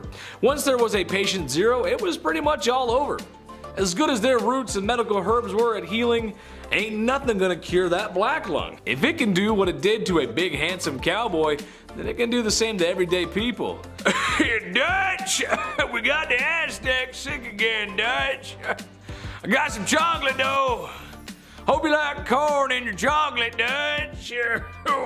Alright, so let's start off with Venetian ceruse. It's easy to recognize even if the name isn't. It's that thick white lead powder biddies used to whack on their face cement thick. Something they've been doing since ancient Roman times. Queen Elizabeth I was known for her iconic white makeup. The Venetian ceruse made up of white lead and vinegar and applied to achieve a pale, smooth complexion that signified wealth. The beauty ideals at the time included bright, wide-set eyes, snow white skin, rosy cheeks and lips, and fair hair. Elizabeth I was known to use ceruse to hide her smallpox scars, and ceruse became so commonly used by many fashionable aristocratic women during the era. Yet, the toxic effects of lead absorbed into the skin didn't go unnoticed in that time either. And it's hard to when your skin becomes grayish and shriveled, and your face hair falls out, and your teeth start eroding away. Not subtle. So, because the makeup ate at the skin needed to be hidden more, with more makeup. In addition to ceruse, the beauty regime also included a face wash with eggshells, alum, mercury, mercury and honey. The mercury also eating away at the skin, and the eggshells causing microabrasions to make that all the easier. In the 1700s, a famous beauty and aristocrat from Ireland died from lead poisoning due to her use of ceruse, or what was called death by vanity. Maria Coventry, Countess of Coventry. Its name is beautiful and has the same cloying sweetness and smell as its poison. Belladonna, aka Deadly Nightshade. This is the patron flower of one of my closest friends, so girl, this is for you. According to the Big Bad Book of Botany, The World's Most Fascinating Flora by Michael Largo, a drop of belladonna's poisonous extracts were historically used by assassins to kill their targets and by women to dilate their pupils to look more seductive. The roots are the most potent part of the plant, but even one leaf can be fatal when ingested or exposed to. Yet Italian women who called it belladonna used Deadly Nightshade as an eye drop to dilate their pupils, which supposedly made them more attractive, or at least made them look like an anime character. Naturally, some poison in your eyeball can cause visual distortion and sensitivity to light, and if taken systematically can kill you pretty quickly.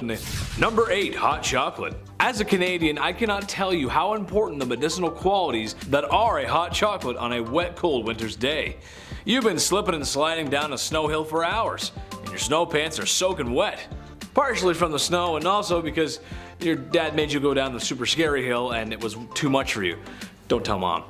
Hot chocolate was important for the Aztecs too, more so just chocolate actually. It was used for a number of things. First off, after the beans have been roasted, they smell amazing, so it most likely went into some perfumes and other lovely smelling things that they used. It was also used as currency, strangely enough, and it was also used as a ritual drink, except they didn't exactly have sugar, so they used other things, other ingredients like peppers and other unusual flavor enhancers for chocolate. Pepper, I never understood that. People are like, it's hot, like Mexican hot chocolate, it's pepper and chocolate. It's a weird spicy chocolate. Not a fan. Not a fan. Does the sentence dysfunctional hair removing cream raise alarms in you? Because it does in me, and apparently the FDA, it's Creme. Advertised as perfectly safe and somehow permanent way to remove hair, this cream actually poisoned the user instead, like everything else on this list. And while women mostly applied it to the upper lip, the problem showed up literally everywhere on the body, according to historian Gwen Clay. Now, women lost their hair all over their bodies, as well as suffering paralysis and even damage to their eyes, she written. So, one of Creme